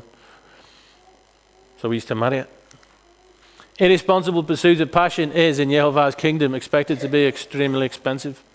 Can you imagine if this was enforced today in Birkenhead or any other city around the world? Imagine walking into a nightclub and explaining to all the fellas, if you decide to take any of these women home this evening, you'll be paying a year's wage and you'll be expected to marry them. Kind of would alter the mood a bit, wouldn't it? William Bullock Sr., talking about men and women, said something interesting. He says, Yehovah expects and completely empowers you to submit to his lordship the hormones and emotions which he placed within you for a later day and a different circumstance. To resolve early on to place reasonable limits on every physical and emotional social urge associated with your maleness and femaleness. To realize the effects of your behavior on others around you and to behave responsibly. To abstain from wearing revealing or sexually suggestive clothing, whatever the rest of the world may be wearing. To abstain from sexually orientated conversations, whatever the rest of the world may be talking about. To abstain from sexually orientated entertainment, whatever movies, television shows, web pages and music videos the rest of the world is raving about. To see others, including attractive persons of the opposite gender, through his eyes of compassion and concern, as precious daughters or sons of the Most High God, instead of as objects for the fulfillment of your romantic fantasies and or animalistic urges. I think that's fair enough. But we're bombarded with garbage, aren't we? Totally bombarded with rubbish. David said, I will set no wicked thing before my eyes. I hate the work of them that turn aside. It shall not cleave to me. If you ever get around people who are in the world and realize, wow, they're just on a completely other page, aren't they? It's just like, wow, what's going on? Now, talking about setting things before your eyes, Numbers 15. Yehovah said to Moshe, speak to the people of Israel and tell them to make tassels on the corners of their garments throughout their generations and to put a cord of blue on the tassels of each corner. These things. Your zeets eat yet? Mine have gone dead scruffy. I'm ashamed to show them. I have to do something about that. Now, why did he say to do this? It shall be a tassel for you to look at and remember all the commandments of Yehovah, to do them and not to follow after your own heart and your own eyes, which you are inclined to whore after. Wow. He knows us well, doesn't he, the Lord? He knows us really well. And he knows what's best for us. So you shall remember and do all my commandments and be holy to your God. Okay? If the Lord says to wear them, I'm going to wear them. Why? Because I love his truth. And I love him. Now, zeet is the Hebrew for blossom. From blossom we get what? Fruit. Fruit in the Hebrew is prey. Fruit is what a man does and what comes out of his mouth. When we remember all the commandments of the Yehovah to do them, we bear good fruit. We're to wear these to remind us to keep the commandments, that we will bear good fruit before the Lord. Oh, he's such a prude, this God of yours. Oh, he's a total killjoy. Oh. My friend Eggy used to say, I remember when you used to be cool. Oh, who invited Captain Come down here? He's dead nice, my friend Eggy. Right, this will be interesting for you. Depression percentage. Number of non-marital sexual partners. And there you go. Depression percentage. Okay. So, non-marital sexual partners, very low. Very, very low. Depression percentage. Many, high. Depression percentage over age of first sexual intercourse. 12 and younger, very high depression. Very high depression. Oh, he's such a prude, isn't he? Killjoy. Hang on, this is all about depression. Chances of being happy over the number of non-marital sexual partners. Chances of being happy. Okay. Non-marital sexual partners, none. Chances of being happy, very high. Decrease, decrease, decrease, decrease. Proverbs 14:12. There is a way that seems right to a man, but its end is the way to death. The world's got its own idea of what is right and what is wrong and what's a good thing to do and what's a bad thing to do. I will just go off what it says in Scripture, including wearing these, so that I will look at them and remember to keep the commandments of my God, because that's how I show them I love him. Everyone who is of the truth listens to my voice, the Lord says. I want to listen to his voice. I want to be led to his house, to dwell in his house forever. The Lord says this, I call heaven and earth to witness against you today that I have set before you life and death, blessing and curse. Therefore choose life, that you and your offspring may live. The Lord wants us to have life. Loving Yehovah your God, doing what? Obeying his voice and holding fast to him, for he is your life and length of days, that you may dwell in the land that Yehovah swore to your fathers, to Abraham, Yitzhak and Yaakov, to give them. Choose life, love the Lord and obey his voice. My sheep hear my voice and I know them, and they do what? They follow me. They walk as I walked. How did he walk? He was sinless. He walked in Torah. Surely goodness and mercy shall follow me all the days of my life, and I'll dwell in the house of Yehovah forever. If I follow his voice. The Lord says, choose life, listen to my voice, follow my voice. We have a great shepherd, he's called the Good Shepherd. Will you follow him? Do you want to be a servant forever in the master's house? A day in your courts is better than 1,000 elsewhere. I'd rather be a doorkeeper in the house of my God than dwell in the tents of wickedness. Amen. Mishpatim part 3. There we go. Thou shalt not suffer a witch to live. Oh. It's promoted though, isn't it, today? There's the Grammy Awards from 2014. It's all very witchy, isn't it? Really, really rather witchy. Whosoever lieth with a beat shall surely be put to death. That's an interesting one for all those who say the Lord is done away with, or that we're only to follow the commandments that Yeshua specifically mentions in the New Testament. He that sacrifices unto any god save unto the Lord, he shall be utterly destroyed. That's talking about the second death, isn't it? Now there are protected classes, categories of people who are especially vulnerable to oppression and mistreatment, and whose well-being is therefore watched over jealously by Yehovah. And he wants us to watch over these individuals too. There's a stranger, the widow, the fatherless, and the poor.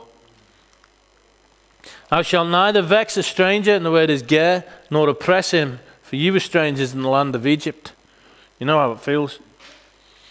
Also, there are these verses, Leviticus 19. When a stranger sojourns with you in your land, you shall not do him wrong. You shall treat the stranger, the ger, who sojourns with you, as the native among you, and you shall love him as yourself. For you were strangers in the land of Egypt. I am Yehovah, your God. These people are not to be treated any differently. Please note, there should be one law for the native and for the stranger, the ger, who sojourns among you. The strangers were expected to live in accordance with the Torah. In fact, in Exodus 12:19, it says, for 7 days no leaven is to be found in your houses.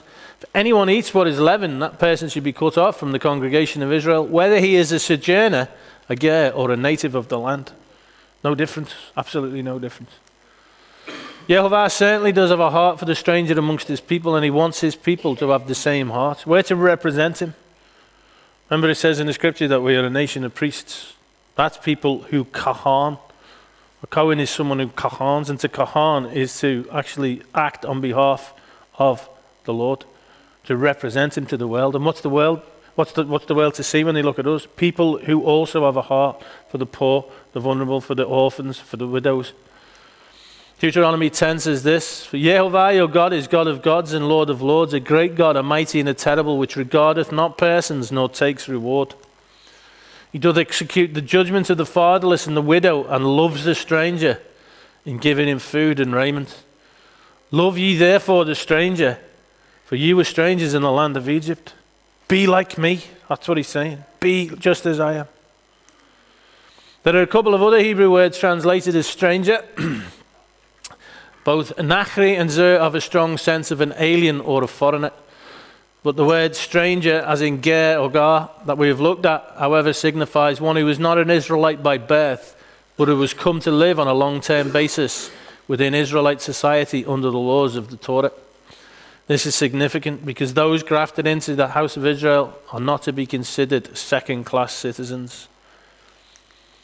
Ephesians 2 says, at that time you were without Christ, being aliens from the commonwealth of Israel and strangers from the covenant of promise, having no hope and without God in the world. But now in Yeshua HaMashiach, ye who sometimes were far off are made nigh by the blood of the Messiah. That's brilliant, isn't it? Absolutely amazing. And we're not to be treated any differently at all. Thou shalt neither vex a stranger nor oppress him, for you were strangers in the land of Egypt. You shall not afflict any widow or fatherless child. If you afflict them in any wise, and they cry out at all unto me, I will hear their cry. And my wrath shall wax hot, and I will kill you with the sword, and your wives shall be widows, and your children fatherless. Wow. If thou lend money to any of my people that is poor by thee, thou shalt not be to him as a usurer, neither shalt thou lay upon him usury. So don't lend money at interest. Now the point of this is that if you want to see Yehovah get really angry, or if you have a death wish, just oppress a foreigner or mistreat a widow or pick on an orphan or give a truly poor person a hard time. That's a surefire way to really having a bad time of it. The complete opposite of what we saw before in the psalm, when it says, wow, for those who consider the poor, the Lord sees them in a very good light. The next two verses are similar, and I love them. I really love these verses. I just think they're amazing. If thou at all take thy neighbour's raiment to pledge, thou shalt deliver it unto him, that the sun goes down. For that is his covering only, it is his raiment for his skin. I don't like it.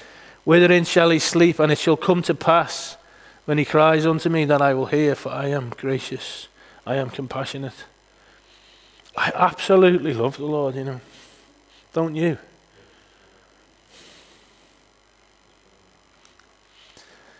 You shall not revile God, nor curse a ruler of your people.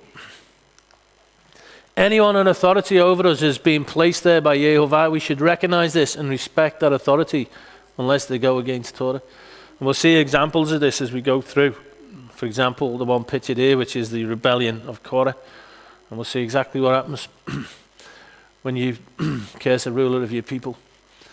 You shall not delay to offer from the fullness of your harvest and from the outflow of your presses. So in faith that Yehovah is the great provider and that we can rely on him, we offer to him the first and best of what we have. The firstborn of your sons you should give to me. They were the priests before the Levites. And you should do the same with your oxen and with your sheep. 7 days it shall be with its mother, and on the 8th day you shall give it to me. You should be consecrated to me, therefore shall not eat flesh that is torn by beasts in the field. You shall not throw it to the dogs. What we eat is important to Yehovah. If we want to be holy, we need to eat only what he says that we can eat. In fact, in Leviticus 11, when it talks about all the food laws, at the end of it he says, be holy as I am holy. Is a part of being holy is what we eat. So we don't eat this and we don't eat this amongst other things. But I can actually say now that whenever I'm around bacon, I actually go, it really repulses me. Thou shalt not raise a false report, put not thine hand with the wicked to be an unrighteous witness. So in the Torah, 2 or 3 witnesses are required. So don't be swayed by the wicked to becoming a witness falsely. Not allowed to. Proverbs 1, 10 and 15. My son, if sinners entice you, do not consent. People will try and get you. Oh, come on, come on. My son, do not walk in the way with them. Hold back your foot from their paths. Come on, be all right, come on. No, sorry, not for me. I walk a certain way. I walk according to the Torah. You shall not fall in with the many to do evil, nor shall you bear witness in a lawsuit siding with the many so as to pervert justice. Don't get caught up in the way of the majority. So much of the world do, don't they? You see it with kids who go to school and stuff. They all want to wear the same thing because they want to fit in. Just want to fit in. I was like that.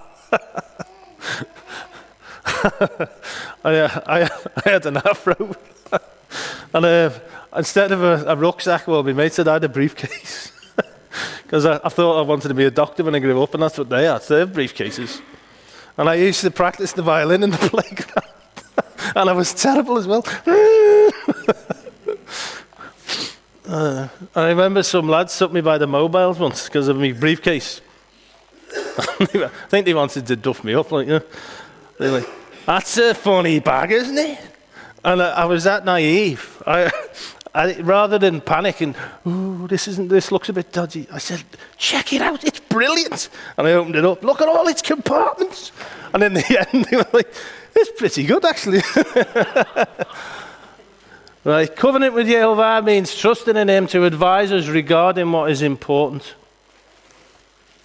Fairness and justice based on truth matter more than who we want to win or what the majority thinks is right. It's what matters to him that's important. William Bullock Sr. says this, in a democracy, the will of the majority is all important, but Yehovah's word tells us whether we want to hear it or not, that the majority's voice is seldom, if ever, going to be in harmony with his voice. Yehovah's people must always be prepared to go against the flow, however politically incorrect that might be. Why? Just to be different? No, because the way of thinking of the majority tends to disaster. We see this in Matthew 7. Enter by the narrow gate, for the gate is wide and the way is easy that leads to destruction. And those who enter by it are many. One of the first things me and JP encountered when we started walking in Torah and tried to tell other people was, so just you two, okay, you think you're right, and there's all these people, and you tell us that all them are wrong, all of these people. And I was thinking, never in Scripture does it ever look like a good thing to be part of the many. I don't understand their argument at all. It says, for the gate is narrow and the way is hard that leads to life, and those who find it are few. And it's only when you really start walking in his ways that you realize, wow, he means it, few. He really means few. Nor shall you be partial to a poor man in his course. Ooh, none of that. Yehovah also cautions us not to be respecters of persons either. Okay. We're not to take from the rich and the powerful and give it to the poor in an attempt to enforce our own view of social justice. We see what we consider injustices in the world and we think we could fix them if we could just redistribute a little wealth, especially somebody else's wealth. But the Torah tells us that we're actually to respect the rights of both the rich and the poor, the powerful and the powerless. Yehovah expects us to trust him instead of our own sense of societal right and wrong to redistribute wealth as and when necessary. We trust him. This does not mean that our covenant partner in heaven does not care about social injustice. What it means is that the standard of social justice we are to follow is the Torah and nothing more. Yehovah has entrusted to us to assist the poor and explains precisely how we're to do it and how we're not to do it. So if we do it his way, we bring honor to him and not to ourselves. Torah, examples of helping the poor, setting aside the corner of the field and the gleanings of the harvest, making no interest loans, and accepting the servanthood of a destitute brother, or buying his land off him till the next Jubilee. The Lord sets it all out, how we're to help people. If you meet your enemy's ox or his donkey going astray, you shall bring it back to him.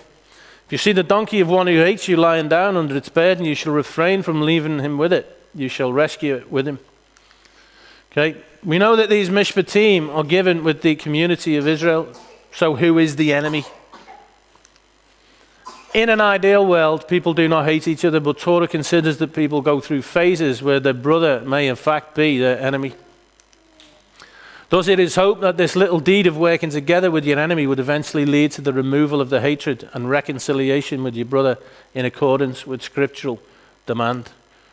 Leviticus 19, you shall not hate your brother in your heart, but you shall reason frankly with your neighbor, lest you incur sin because of him. Okay, so that's telling you what? It's telling you not to hold things within your heart. You've got a problem with your brother, you come and you speak to him face to face and you sort it out. But I love this whole idea that the Lord wants to bring people together in all circumstances. It's all about reconciliation. And this idea of working together, that actually builds bonds, doesn't it? It does remind me a little bit of a daft episode in my life once where I tried to throw a house party, a dinner party, because I was a student and I knew a builder, and we ended up in this big posh house and we thought it would be a good idea. And my mate, we sat in our dinner suits, and me and my mate, and we had a big falling out. We were going to have a fight, but the house was posh and we had guests, so we weren't going to fight inside. We're not uncouth. So we were outside, and the two of us were going to kill each other. And the thing was, we couldn't get outside. We forgot where we'd put the keys. And it's odd, but in trying to find the keys to get outside, we formed a bond, and we just ended up in fits of laughter. We didn't have a fight, and we just thought it was ridiculous. Sometimes just coming together can actually heal things, can't it? And the Lord sees this. That's why he'll tell you to have the thief in your house to make restitution for what he's done, to bring people together, never to separate people apart. Many have been falsely led to believe that the Messiah started a new religion with his teachings about loving our enemies. But Torah has always told us that one of our true tests of whether we truly love Yehovah is how we deal with our enemies and those who hate us. The love we're to show our enemies, according to Torah, is not mushy, self-serving sentimentalism. There's so many people, I didn't say that very well, did I? There's so many people who will say, I love you in the Lord, I love you in the Lord, and it's just meaningless rubbish. It's just paff, garbage. Torah does not permit us to just declare to the other person, to Yehovah or to ourselves, I love you or I forgive you, and consider the problem solved. The kind of love of enemies Torah requires consists of real, tangible, practical assistance. It's something that's real. You shall not pervert the justice due to your poor in his lawsuit. Keep far from a false charge and do not kill the innocent and righteous, for I will not acquit the wicked. So in a questionable case, therefore, it is far better for us to let the guilty go free than it is to punish the innocent. And since Yehovah is in charge, he's sovereign, we can rest assured that the guilty will ultimately get justice and the injured will ultimately be compensated. You shall not take no bribe, for a bribe blinds the clear-sighted and subverts the course of those who are in the right. You shall not oppress a sojourner. You know the heart of a sojourner, for you were sojourners in the land of Egypt. We're actually strangers, aren't we, in the world? And sometimes you feel it more than others. It depends on where you find yourself in the circumstances. But sometimes you're just like, wow, I do not fit in here. This isn't for me. Do you ever get it? And it's like really strong. And it's like, wow, I've got nothing in common with any of these people. This is insane. For 6 years you shall sow your land and you gather in its yield. The 7th year you shall let it rest and lie fallow, that the poor of your people may eat, and what they leave the beasts of the field may eat. You shall do likewise with your vineyard and with your olive orchard. And then it says, 6 days you shall do your work, but on the 7th day you shall rest, that your ox and your donkey may have rest, and the son of your servant woman and the alien may be refreshed. And the word there is nathash. Now, of course, there's many people who don't know who Yehovah is, and they choose to go after this Sunday thing, but they don't know who he is. They've not looked at who he is in his word. So what's the Sabbath all about?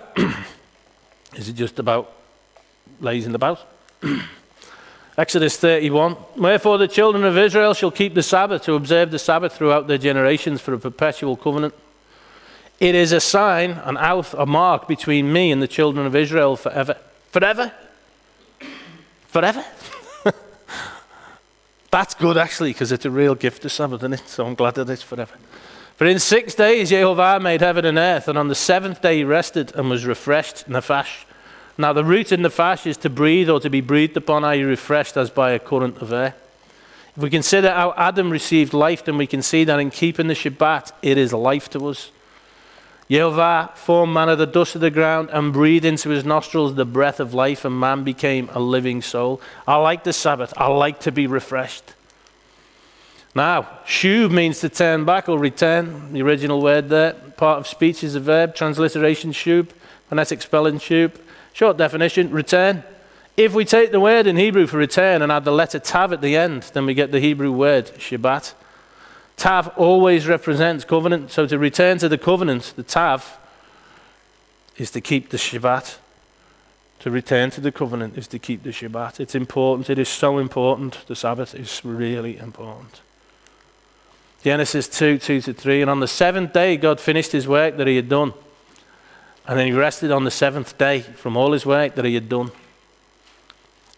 So God blessed the seventh day. He keeps mentioning it's the seventh day, doesn't he? He's getting that in there. And he made it holy. He blessed it and made it holy because on it he rested from all his work that he had done in creation. Shabbat is much more than just a day of rest.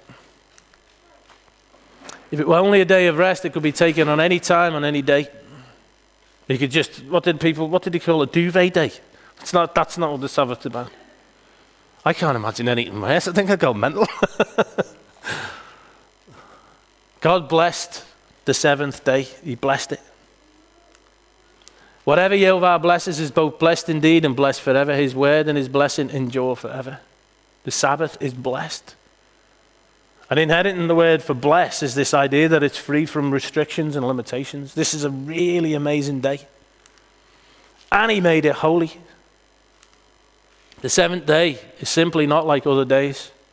And it always makes me laugh when people say, oh, man, Jesus, every day is like a Sabbath to me. It's like, hang on. How can it be holy, as in set apart, and be like every other day? And you just rest every day? Are you just lazy? What's going on? It's not about matter, it's about time. We can understand that an eagle is more impressive than a worm and that the Grand Canyon is more impressive than a trench. But somehow we struggle to recognize that the Sabbath is something truly special. But it really, really is. We have need of the Sabbath, and that's why it was made for us. We need it. We need to be refreshed. Mark 2, he said to them, the Sabbath was made for man and not man for the Sabbath. It's such a gift and a blessing. It doesn't matter if you're busy, you're to keep the Sabbath. Exodus 34, 6 days thou shalt work, but on the seventh day thou shalt rest. In eating time and in harvest thou shalt rest. So even at the busiest time of the year, you rest. Over the corns, and the fields, and it'll all go off. We worked all year for this. Rest. Rest. Isaiah 56, 6-7. Also the sons of the stranger that join themselves to Jehovah to serve him and to love the name of Jehovah, to be his servants, every one that keeps the Sabbath from polluting it and taking hold of my covenant. So what's it mean to pollute it? To make it profane, to make it look like it's worthless. Even them I will bring to my holy mountain and make them joyful in my house of prayer. Their burnt offerings and the sacrifices shall be accepted upon mine altar, for mine house shall be called an house of prayer for all people. Wow. For those who do not pollute his Sabbath. Everyone that keeps the Sabbath from polluting it, he will take to his holy mountain. Shema, by the way, we're told to keep the Sabbath, aren't we? To keep it holy. Is to guard, to keep watch and ward, to protect, to save life. In exactly the same way that this ferocious lioness will protect her cubs. You go and try and take these from her. What's she going to do? And yet so many people will let the Sabbath be taken from them for nothing. To please me, boss. Just to get on in life. To do this, to do the other. This is how we're to look if somebody comes and tries to take the Sabbath from us. It is a sign between us and our God. And we're not to pollute it. And we're to be ferocious in guarding it, watching over it and protecting it. Do you Shema the Sabbath? Maybe something has come up. Maybe keeping the Sabbath is an issue for you. Yehovah is testing you to see what is in your heart. Whether you love him or not. You're commanded to Shema the Sabbath. Keeping the Sabbath holy includes not buying or selling. Nehemiah 10. And if the people of the land bring ware or any victuals on the Sabbath day to sell, that we would not buy it of them on the Sabbath or on the holy day, and that we would leave the seventh year in the exaction of every debt. Do not let the enemy deceive you. Do not let him rob you. Yehovah made the Sabbath for you. It's an incredible gift. And everyone who is of the truth listens to my voice. Pay attention to all that I have said to you and make no mention of the names of other gods, nor let it be heard on your lips. Okay, so some people think, I said Zeus. And they think, oh, what have I done? Ooh. No, the word mentioned in the Hebrew there is zakar. This is the Hebrew word for remember, memorial, or mention. Etymologically, this word means to speak or act on behalf of someone or something. So we don't speak on behalf of other gods. We don't act on behalf of other gods. When we're told not to mention the names of other gods, we're being commanded not to act or speak on behalf of those gods. We're not to follow their ways or teach others to do so. 3 times in a year shall keep a feast to me. You should keep the feast of unleavened bread. As I commanded you, you shall eat unleavened bread for 7 days at the appointed time in the month of Abib. For in it you came out of Egypt, none shall appear before me empty-handed. You shall keep the feast of harvest, Shavuot, of the first fruits of your labor, of what you sow in the field. And you shall keep the feast of ingathering, Sukkot, at the end of the year, when you gather in from the field the fruit of your labor. So 3 times in a year shall all your males appear before the Lord God. Okay, we're not far off Passover, are we? And I know there's some people, it's their first Passover, and it's just, remember ours? I had to pray, Lord, we're probably faffing it up, but we're trying our best. Please overlook the faffiness of it. Okay, it actually says this, Zera'ah kol, I've got it set up, you pronounce it yourselves. All your males are to come to a face-to-face meeting with Yehovah, your God. That's what it actually says in regard to these feasts. Now remember, it was when Jacob came face-to-face with Yehovah at Peniel, which actually means face of God, where he wrestled, that he became a changed man and he was given the name Yisrael. Okay, one that turns the head of God, the straight of Ale. Remember, part of what we are called upon by Yehovah to do in this life is to reconsider our relationship with the phenomenon we call time. It's part of being his people, part of being Yisrael, is acknowledging the way he sees time. He gives us instructions on how to sanctify time. And I thought last week when I was listening to JP teaching on the calendar, I was just like, that's amazing. I just love it. It's simple and it's just as I would expect it to be. Easy to follow. He has set mile markers along the way, Shabbats and prophetic rehearsals for the Messianic kingdom. The dates we are instructed to sanctify have never changed and they will not change. You shall not offer the blood of my sacrifice with anything leavened, or let the fat of my feast remain until the morning. So Yehovah is making it clear that we don't get to choose how we serve or worship him. It is to be done exactly as he determines. And then obviously man comes along and thinks, no, it should be done exactly as we want. We've got this 2 services, same truth. Worship service, classic, and then modern. Traditional, contemporary, we have a style that fits you. That just says it all, doesn't it? You can worship God however you please. It's worth pointing out that what most people call worship is actually better described as praise. Worship or service is laid out for us in the verse that we read earlier, Romans 12:1. I beseech you therefore, brethren, by the mercies of God, that you present yourselves a living sacrifice, holy and acceptable unto God, which is your reasonable service. And worship in the Hebraic sense is to submit and give homage, shachah. And it looks like this.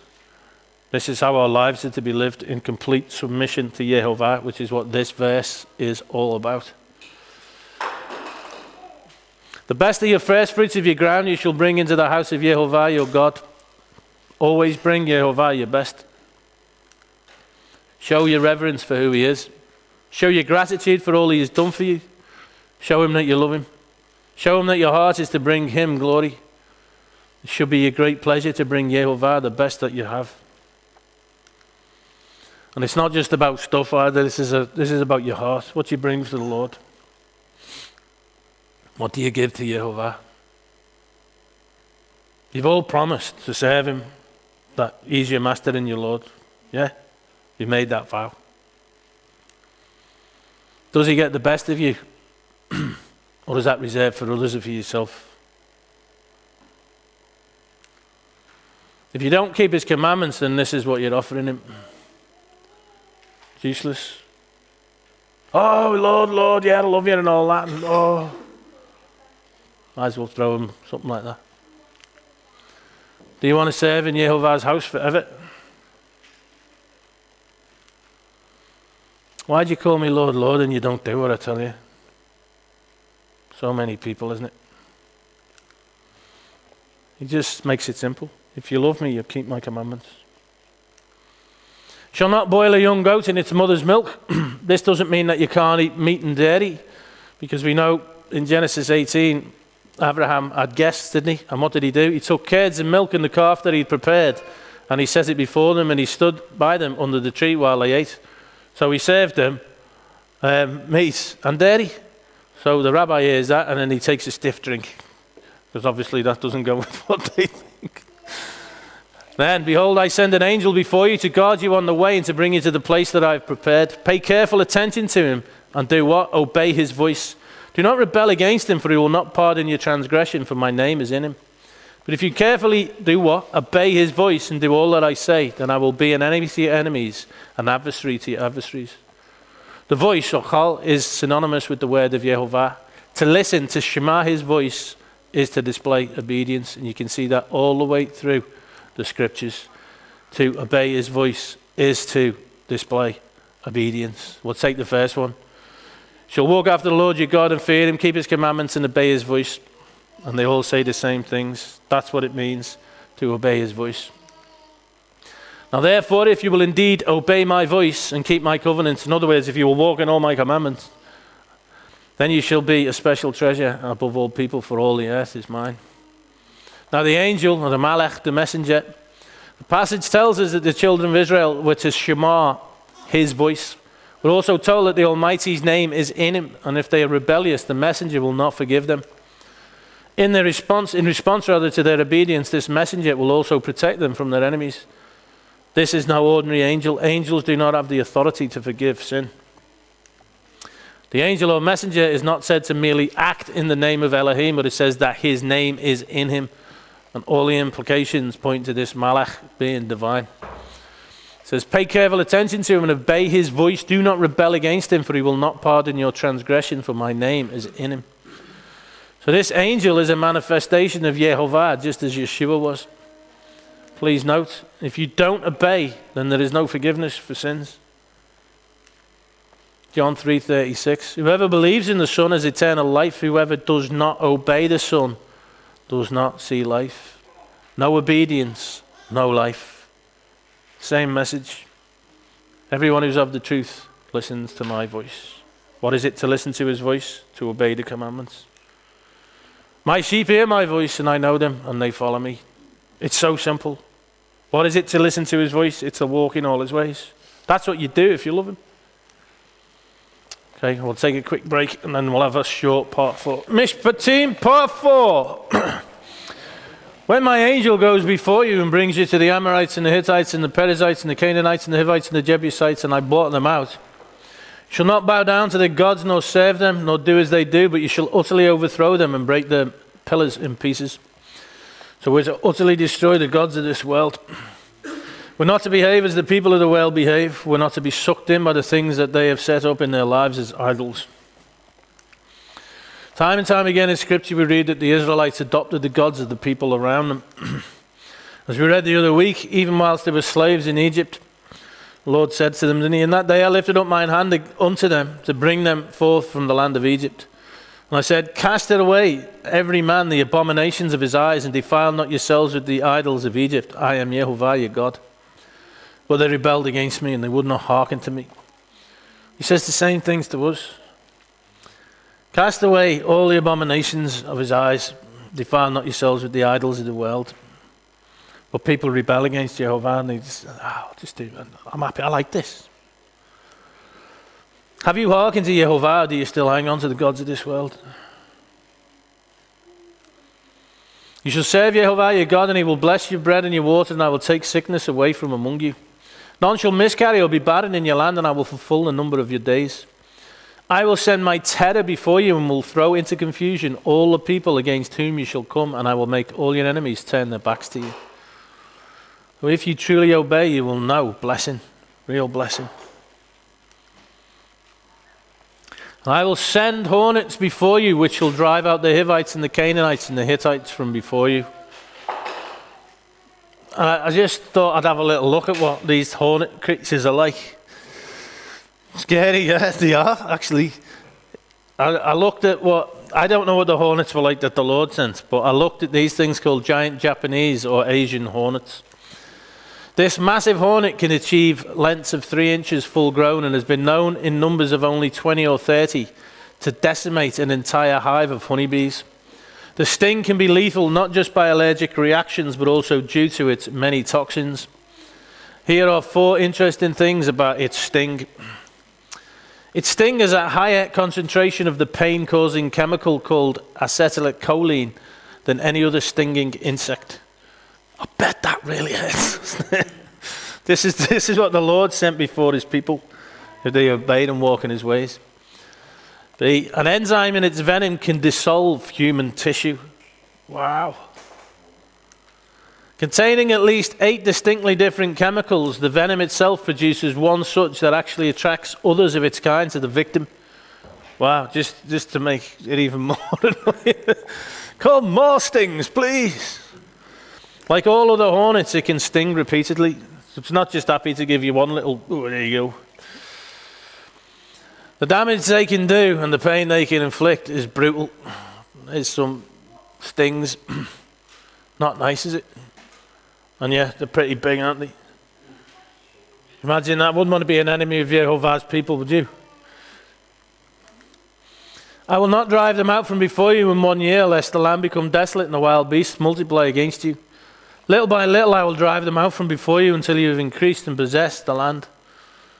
So Jehovah promises to drive out their enemies little by little. It's a picture for how we defeat the enemy in our lives. When we completely submit to him and surrender to all his ways, he gives us victory after victory after victory over all that would come against us, over all that would prevent us from walking in his truth. When we submit to him and we walk in his ways, we are truly blessed. And I will set your border from the Red Sea to the sea of the Philistines and from the wilderness to the Euphrates, for I will give the inhabitants of the land into your hand, and you shall drive them out before you. You shall make no covenant with them and their gods. They shall not dwell in your land, lest they make you sin against me. For if you serve their gods, it will surely be a snare to you. So you make no covenant with them and with their gods. There they are again, the funny app brigade. No. We don't do that. Oh. No. Don't do that either. Not interested in the gods of the people around us. And we don't, like, oh yeah, that's fine. We don't mix with people who are serving and worshipping other gods. While Jehovah's people are to be kind to sojourners and accept foreigners into the society under certain terms, accepting Jehovah as their God and Torah as their lifestyle, they are not to have a melting pot society. No one who worships any other God is to be allowed to live in the land. And under no circumstances are Jehovah's people to make any covenants or agreements with any of the peoples who worship other gods. It says in 2 Corinthians 6, be not unequally yoked together with unbelievers, for what fellowship hath righteousness with unrighteousness? And what communion had light with darkness? And he said to Moshe, come up unto the Lord, thou, Aaron, Nadab, and Avihu, and 70 of the elders of Israel, and worship ye afar off. And Moshe alone shall come near the Lord, but ye shall not come nigh, they shall not come nigh, neither shall the people go up with him. Please notice that it's very clear that this group, the leadership of Israel, recognized by Yehovah, did not correspond to the leaders of thousands, leaders of hundreds, leaders of 50s, and leaders of 10s, which Moshe appointed at Yittro's suggestion. When the 10 words were given, all the people went into panic, including the 70,000 odd leaders appointed using Yittro's system. Yittro's well-reasoned model of leadership failed miserably. It was not divinely inspired. Never put your faith in any such man-made system. And Moshe came and told the people all the words of the Lord and all the judgments, all the Mishpatim. And all the people answered with one voice and said, all the words which the Lord has said, we will do. This is their first response. The full contents of the terms of the covenant consisted of both the 10 words of Exodus 20 and all the Mishpatim. And Moshe wrote all the words of the Lord and rose up early in the morning, and he builded an altar unto the hill and 12 pillars according to the 12 tribes of Israel. And he sent young men of the children of Israel, which offered burnt offerings and sacrificed peace offerings of oxen unto the Lord. And the picture in the background is, I believe, the place where this would have all taken place. I like looking at archaeological things and thinking, no way, is that where it happened? There's another picture so you can see how much I like looking at these pictures. There you go, they're all walking around going, wow, this is amazing. And Moshe took half of the blood and he put it in basins, and half of the blood he sprinkled on the altar.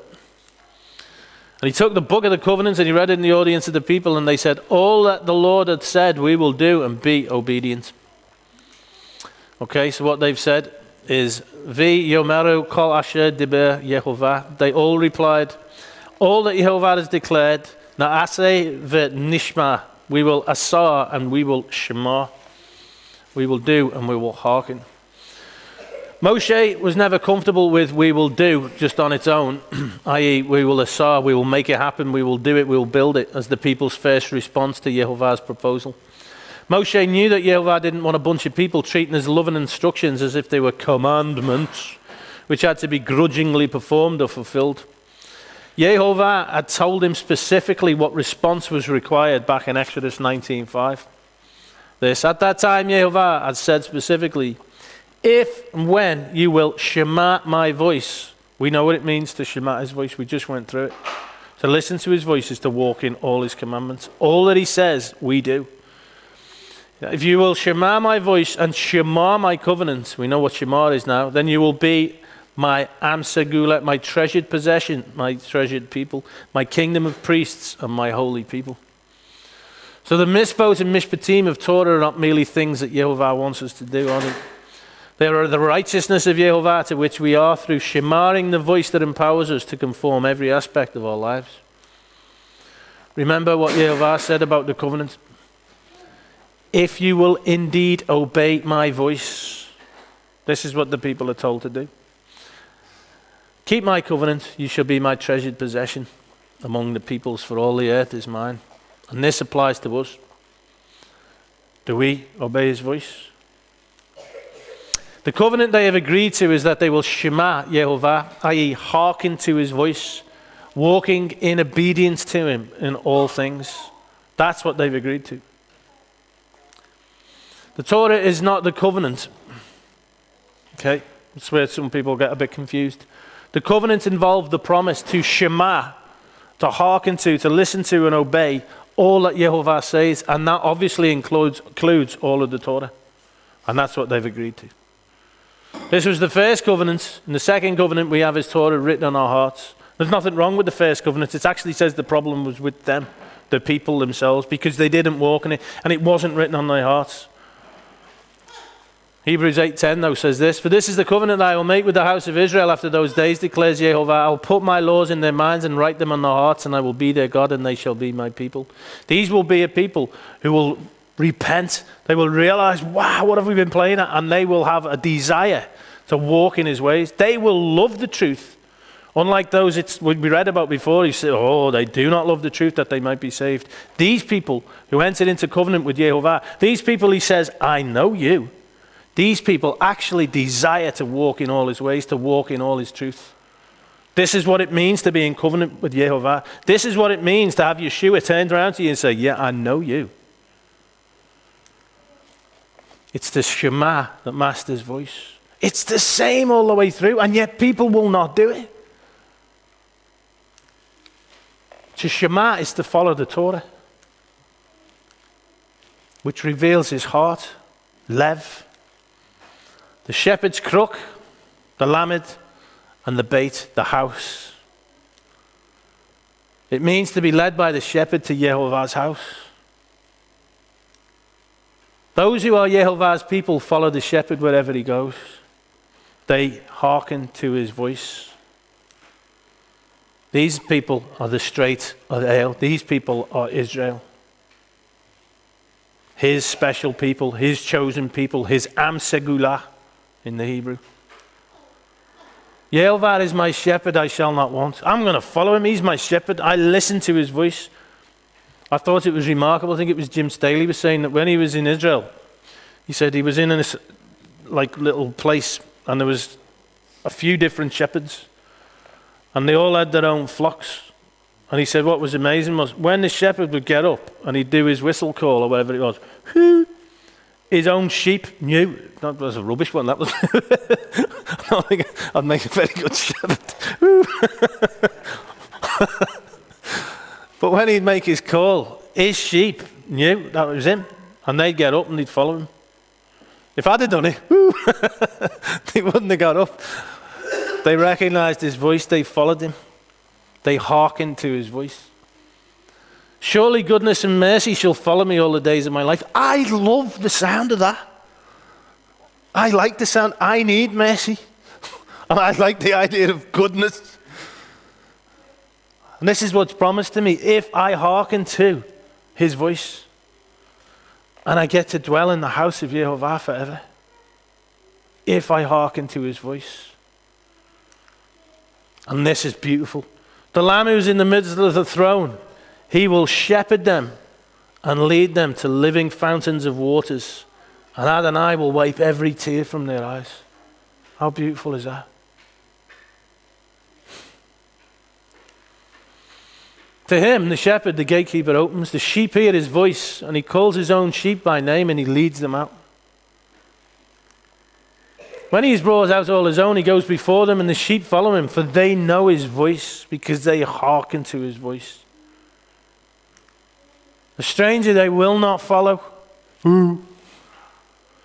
But they will flee from him, for they do not know the voice of strangers. My sheep hear my voice, and I know them. And they follow me. I really want Yeshua to say, I know you. I know you. You walked in my ways. You loved me. You kept my commandments.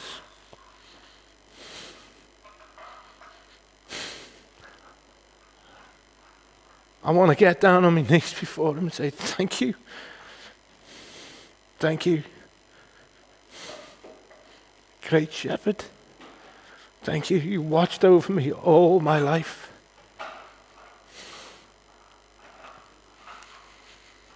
It's always the same message. Even as we saw with the angel. There's a manifestation of Yehovah just as Yeshua was. What did it say? Pay careful attention to him. Obey his voice. Do not rebel against him, for he will not pardon your transgression, for my name is in him.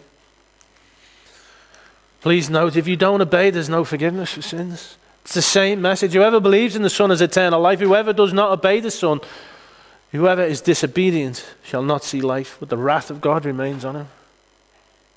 Depart from me, I never knew you. Moshe took the blood and he sprinkled it on the people and said, behold the blood of the covenant which the Lord hath made with you concerning all these words. At the second assembly he thereby sealed the people in the covenant. And notice the words Moshe used to describe the blood that was sprinkled on him. Ve'omar chanei dam habrit. This is the blood of the covenant. Moshe and Aaron and Nadab and Abihu and the 70 elders of Israel, they went up. And they saw the God of Israel. There was under his feet, as it were, a pavement of sapphire stone, like the very heaven for clearness. And he did not lay his hand on the chief men of the people of Israel. They beheld God, and they ate and they drank.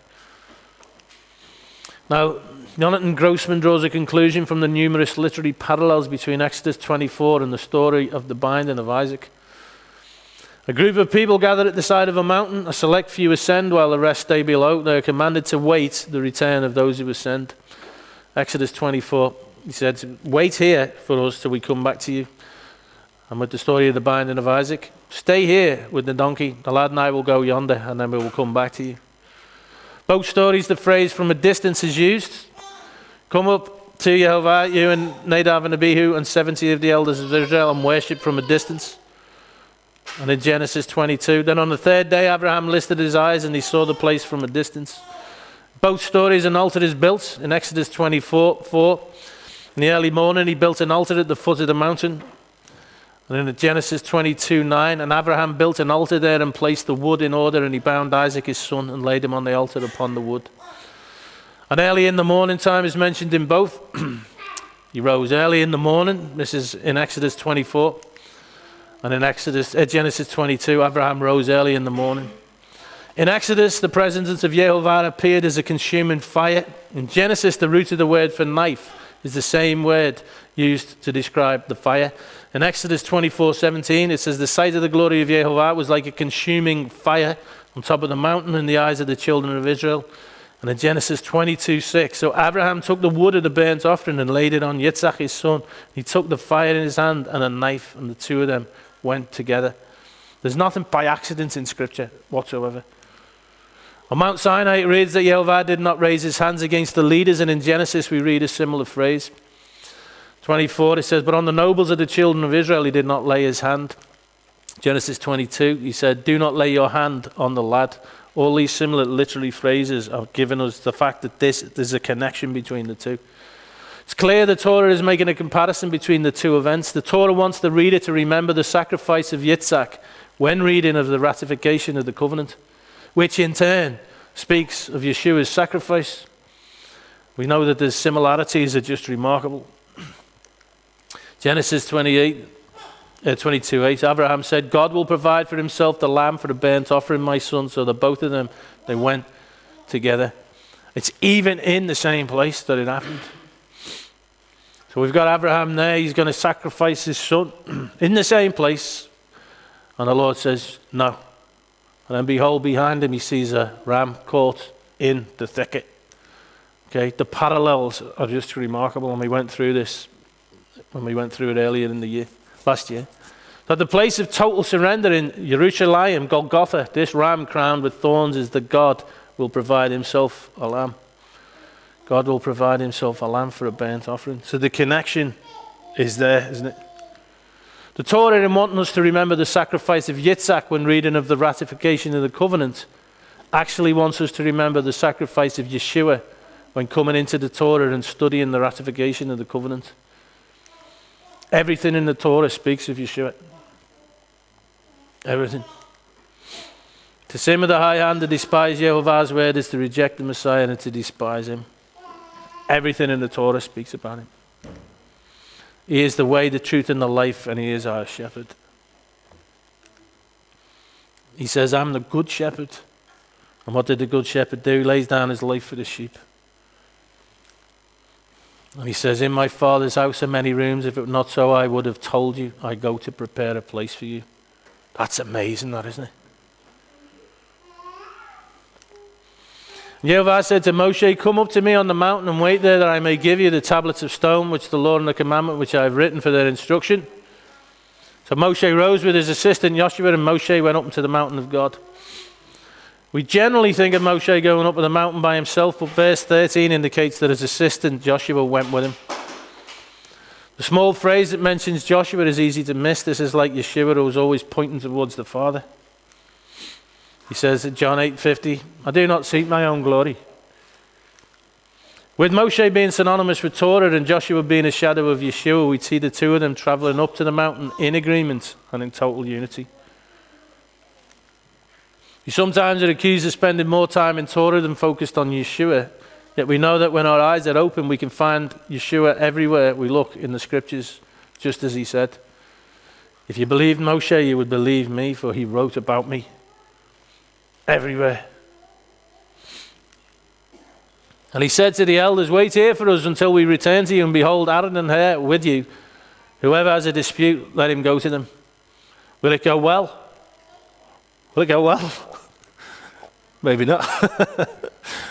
Then Moshe went up to the mountain, and the cloud covered the mountain, and the glory of Yehovah dwelt on the Mount Sinai, and the cloud covered it 6 days.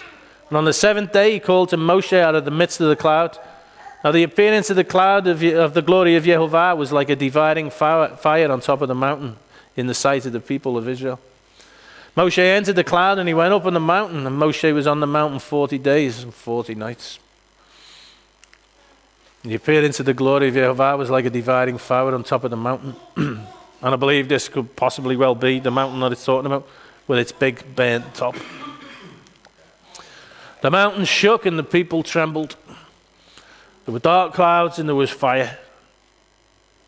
It probably was pretty scary.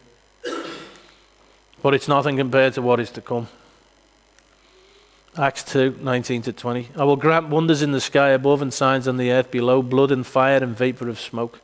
The sun will be turned to darkness and the moon into blood before the great and glorious day of the Lord shall come. That's really, really scary. Yeshua is coming back. That's great, isn't it? Do you follow him?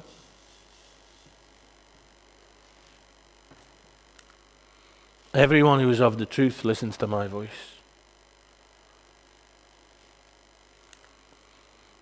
What's he going to do? The Lamb who is in the midst of the throne will shepherd them and lead them to the living fountains of waters, and Adonai will wipe away every tear from their eyes. His return is something to be celebrated by those who follow him,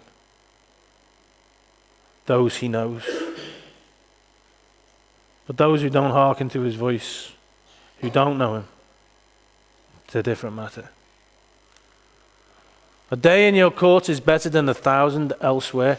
Do you know, I do think to myself, I get now and again, I don't know, I get like a glimpse or a sense of, what it might be like to live in the presence of Yehovah. You get a sense of it and it's like, I obviously can't imagine what it's going to be like, but I try. I do try. A day in your court is better than 1,000 elsewhere. The joy just to be in his presence.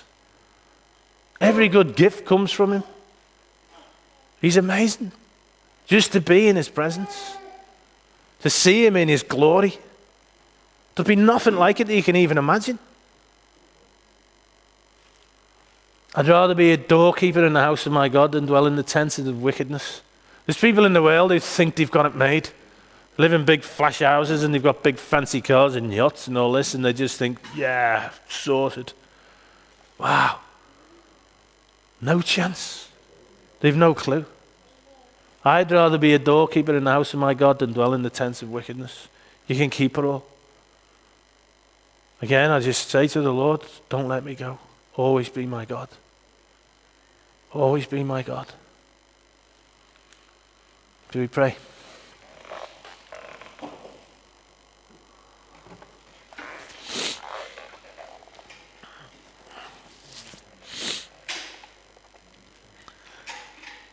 Bless your holy name, Lord.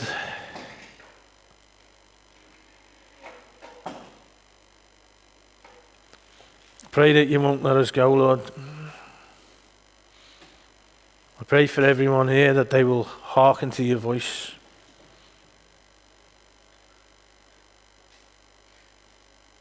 I pray, Lord, that you give them understanding of what it is for them to harbour sin in their hearts.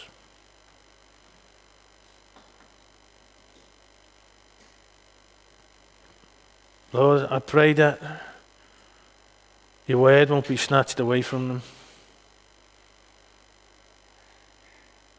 and that it will change them. I Pray, Lord, that the people who say that they love you will start to love you.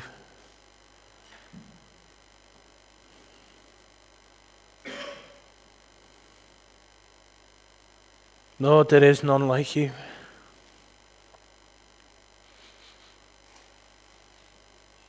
Lord, I thank you for your word. I thank you for your voice. I thank you for being my shepherd. Bless your holy name, Lord. Thank you. Amen.